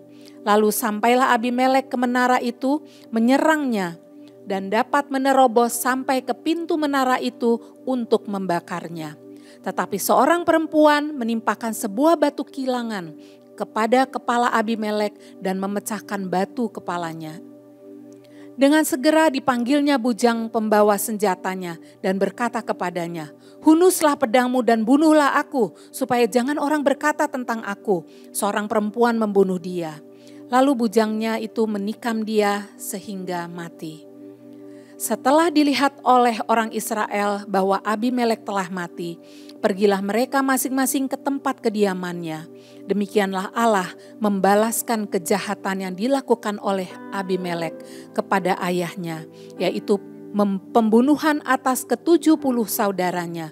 Juga segala kejahatan orang-orang Sikem ditimpakan kembali oleh Allah kepada kepala mereka sendiri. Demikianlah kutuk Yotam bin Yerubaal mengenai mereka.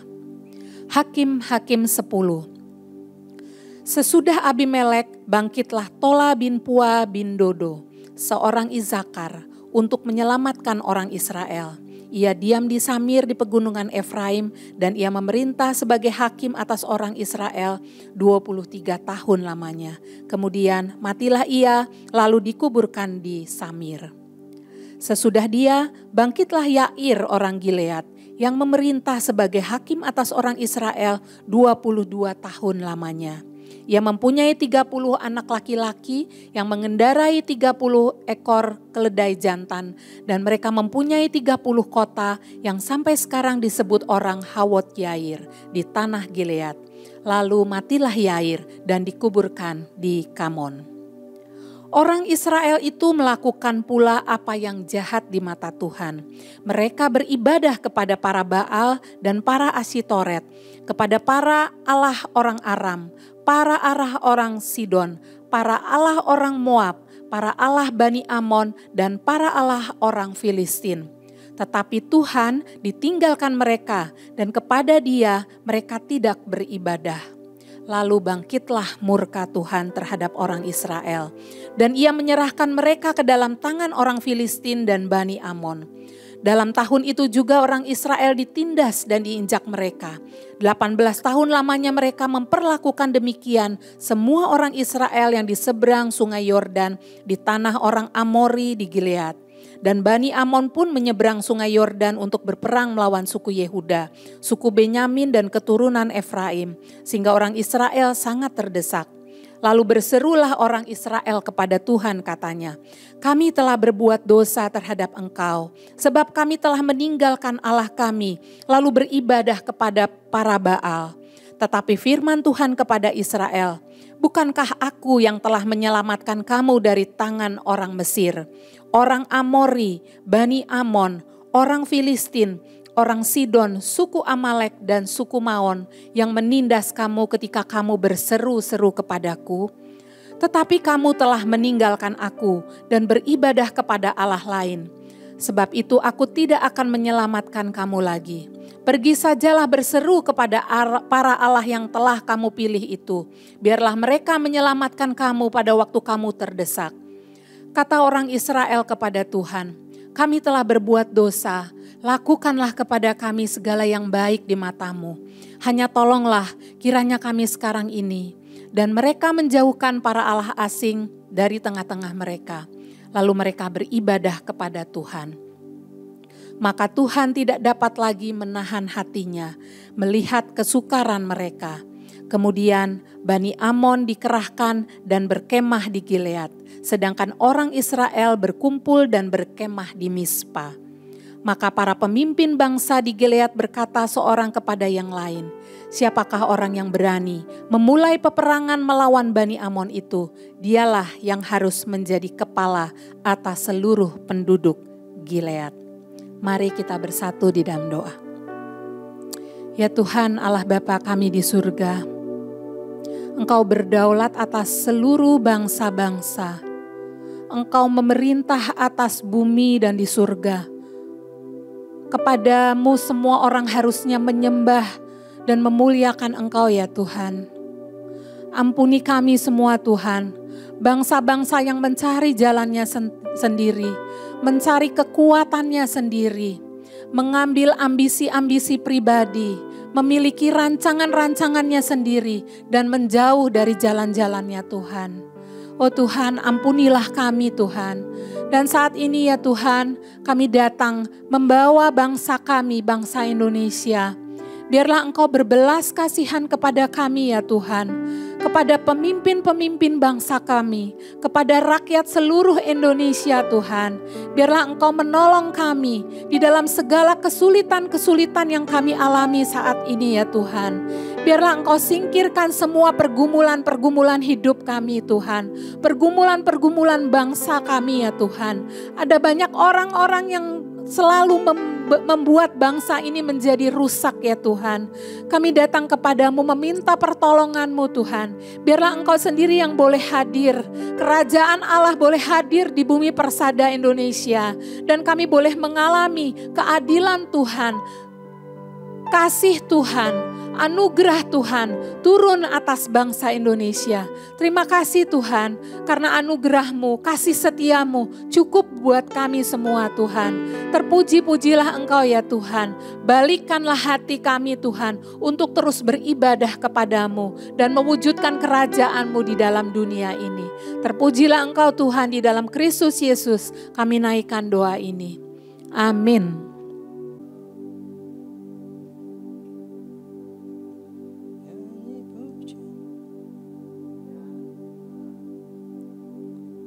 Hakim-Hakim 11. Adapun Yefta, orang Gilead itu adalah seorang pahlawan yang gagah perkasa. Tetapi ia anak seorang perempuan sundal, ayah Yefta ialah Gilead. Juga istri Gilead melahirkan anak-anak lelaki baginya. Setelah besar anak-anak istrinya ini, maka mereka mengusir Yefta. Katanya kepadanya, "Engkau tidak mendapat milik pusaka dalam keluarga kami, sebab engkau anak dari perempuan lain." Maka larilah Yefta dari saudara-saudaranya itu dan diam di tanah Tob. Di sana berkumpullah kepadanya petualang-petualang yang pergi merampok bersama-sama dengan dia. Beberapa waktu kemudian Bani Amon berperang melawan orang Israel. Dan ketika Bani Amon itu berperang melawan orang Israel, pergilah para tua-tua Gilead menjemput Yefta dari tanah Tob. Kata mereka kepada Yefta, "Mari, jadilah panglima kami dan biarlah kita berperang melawan Bani Amon." Tetapi kata Yefta kepada para tua-tua Gilead itu, "Bukankah kamu sendiri membenci aku dan mengusir aku dari keluargaku? Mengapa kamu datang sekarang kepadaku pada waktu kamu terdesak?" Kemudian berkatalah para tua-tua Gilead kepada Yefta, "Memang kami datang kembali sekarang kepadamu, ikutilah kami dan berperanglah melawan Bani Amon, maka engkau akan menjadi kepala atas kami, atas seluruh penduduk Gilead." Kata Yefta kepada para tua-tua Gilead, "Jadi jika kamu membawa aku kembali untuk berperang melawan Bani Amon dan Tuhan menyerahkan mereka kepadaku, maka akulah yang akan menjadi kepala atas kamu." Lalu kata para tua-tua Gilead kepada Yefta, "Demi Tuhan yang mendengarkannya, sebagai saksi antara kita, kami akan berbuat seperti katamu itu." Maka Yefta ikut dengan para tua-tua Gilead. Lalu bangsa itu mengangkat dia menjadi kepala dan panglima mereka. Tetapi Yefta membawa seluruh perkaranya itu ke hadapan Tuhan di Mizpah. Kemudian Yefta mengirim utusan kepada Raja Bani Amon dengan pesan, "Apakah urusanmu dengan aku sehingga engkau mendatangi aku untuk memerangi negeriku?" Jawab Raja Bani Amon kepada utusan Yefta, "Orang Israel ketika berjalan keluar dari Mesir telah merampas tanahku dari sungai Arnon sampai ke sungai Yabok dan sampai ke sungai Yordan. Maka sekarang kembalikanlah semuanya itu dengan jalan damai. Lalu Yefta mengirim pula utusan kepada Raja Bani Amon dengan pesan, beginilah kata Yefta, orang Israel tidak merampas tanah orang Moab atau tanah Bani Amon. Sebab ketika berjalan keluar dari Mesir, orang Israel melalui padang gurun sampai ke Laut Teberau dan tiba di Kades. Ketika itu orang Israel mengirim utusan kepada Raja negeri Edom dengan permintaan, izinkanlah kiranya kami berjalan melalui negerimu ini. Tetapi Raja negeri Edom tidak mau mendengar. Mereka mengirim juga utusan kepada Raja Moab, tetapi Raja ini menolak. Maka orang Israel tinggal di Kades. Kemudian mereka berjalan melalui padang gurun, menempuh jalan keliling tanah Edom dan tanah Moab. Lalu sampai ke sebelah timur tanah Moab, maka berkemahlah mereka di seberang sungai Arnon dengan tidak masuk daerah Moab. Sebab sungai Arnon itu adalah batas daerah Moab. Lalu orang Israel mengirim utusan kepada Sihon, raja orang Amori, raja di Heshbon. Dan orang Israel meminta kepadanya, izinkanlah kiranya kami berjalan melalui negerimu ini sampai ke tempat yang kami tuju. Tetapi Sihon tidak percaya kepada orang Israel yang hendak berjalan melalui daerahnya itu. Maka dikumpulkannya seluruh rakyatnya. Ia berkemah di Yahas lalu berperang melawan orang Israel. Tetapi Tuhan Allah Israel menyerahkan Sihon dan seluruh rakyatnya ke dalam tangan orang Israel.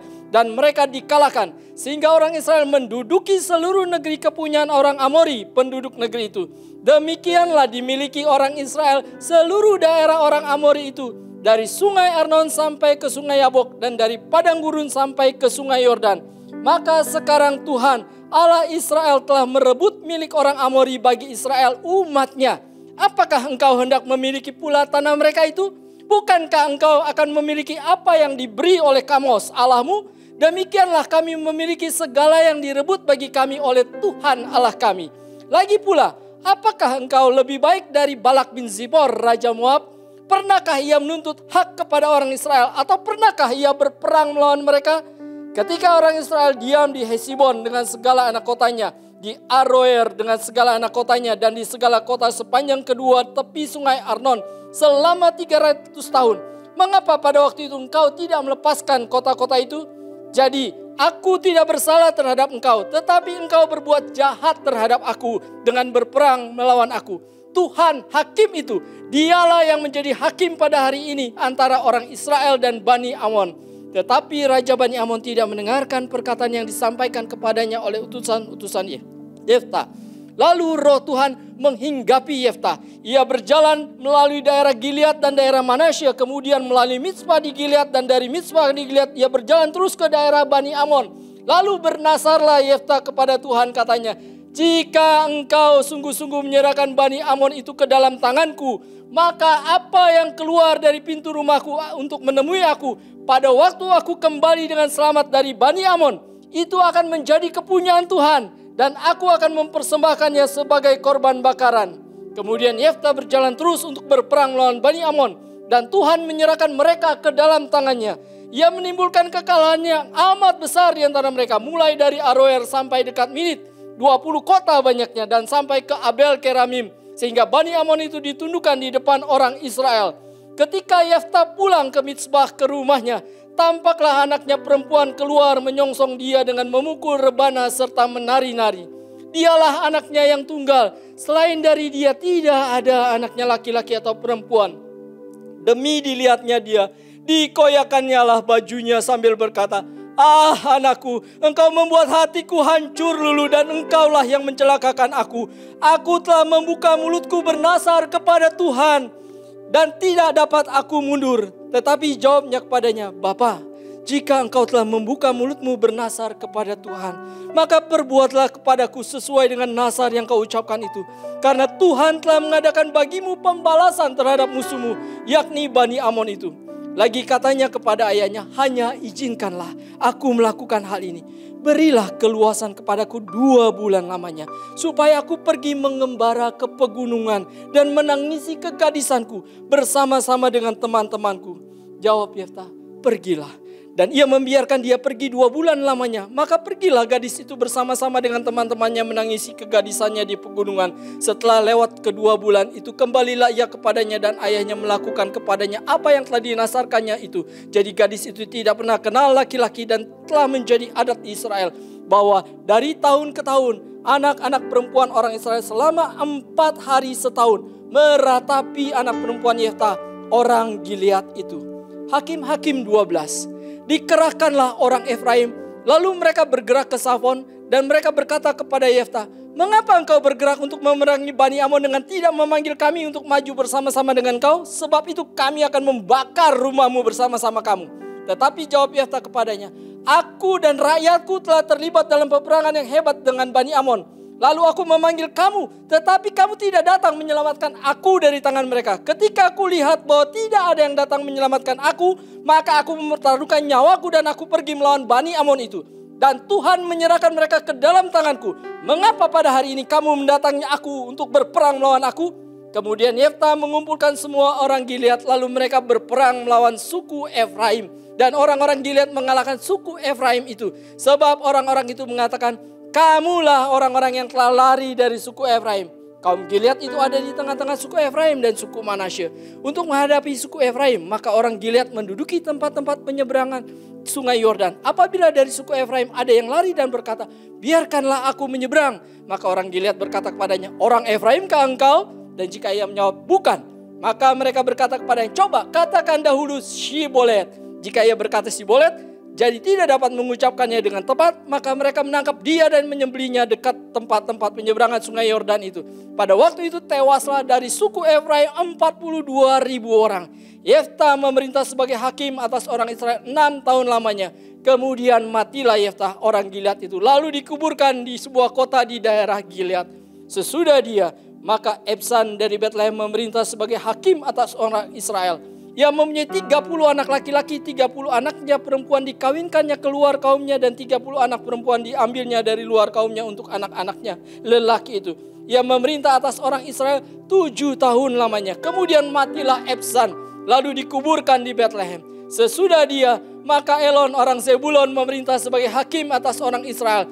Ia memerintah atas orang Israel 10 tahun lamanya. Kemudian matilah Elon orang Zebulon itu, lalu dikuburkan di Ayalon di tanah Zebulon. Sesudah dia, maka Abdon bin Hilal orang Piraton memerintah sebagai hakim atas orang Israel. Ia mempunyai 40 anak laki-laki dan 30 cucu laki-laki yang mengendarai 70 ekor keledai jantan. Ia memerintah atas orang Israel 8 tahun lamanya. Kemudian matilah Abdon bin Hilal orang Piraton itu, lalu dikuburkan di Piraton di tanah Efraim di pegunungan orang Amalek. Oh Abba Bapa Tuhan kami bersyukur bahwa firman-Mu yang hidup dideklarasikan di antara suku-suku bangsa, bahwa Engkaulah Allah yang hidup adanya.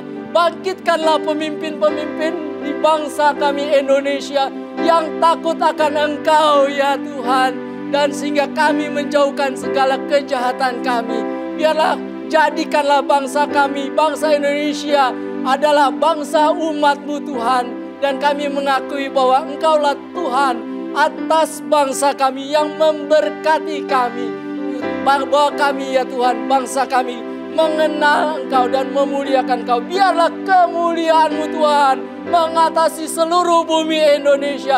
Kebenaran-Mu Tuhan memenuhi bumi Indonesia. Melalui berkat-Mu Tuhan, biarlah bangsa Indonesia memberkati bangsa-bangsa di sekeliling kami. Bangsa Singapura, orang-orang Singapura, orang-orang Malaysia, dan juga kami memberkati umat-Mu, kepunyaan-Mu Israel. Terpujilah Engkau Tuhan dari kekal sampai kekal, dalam nama Yesus Kristus kami bersyukur. Amin.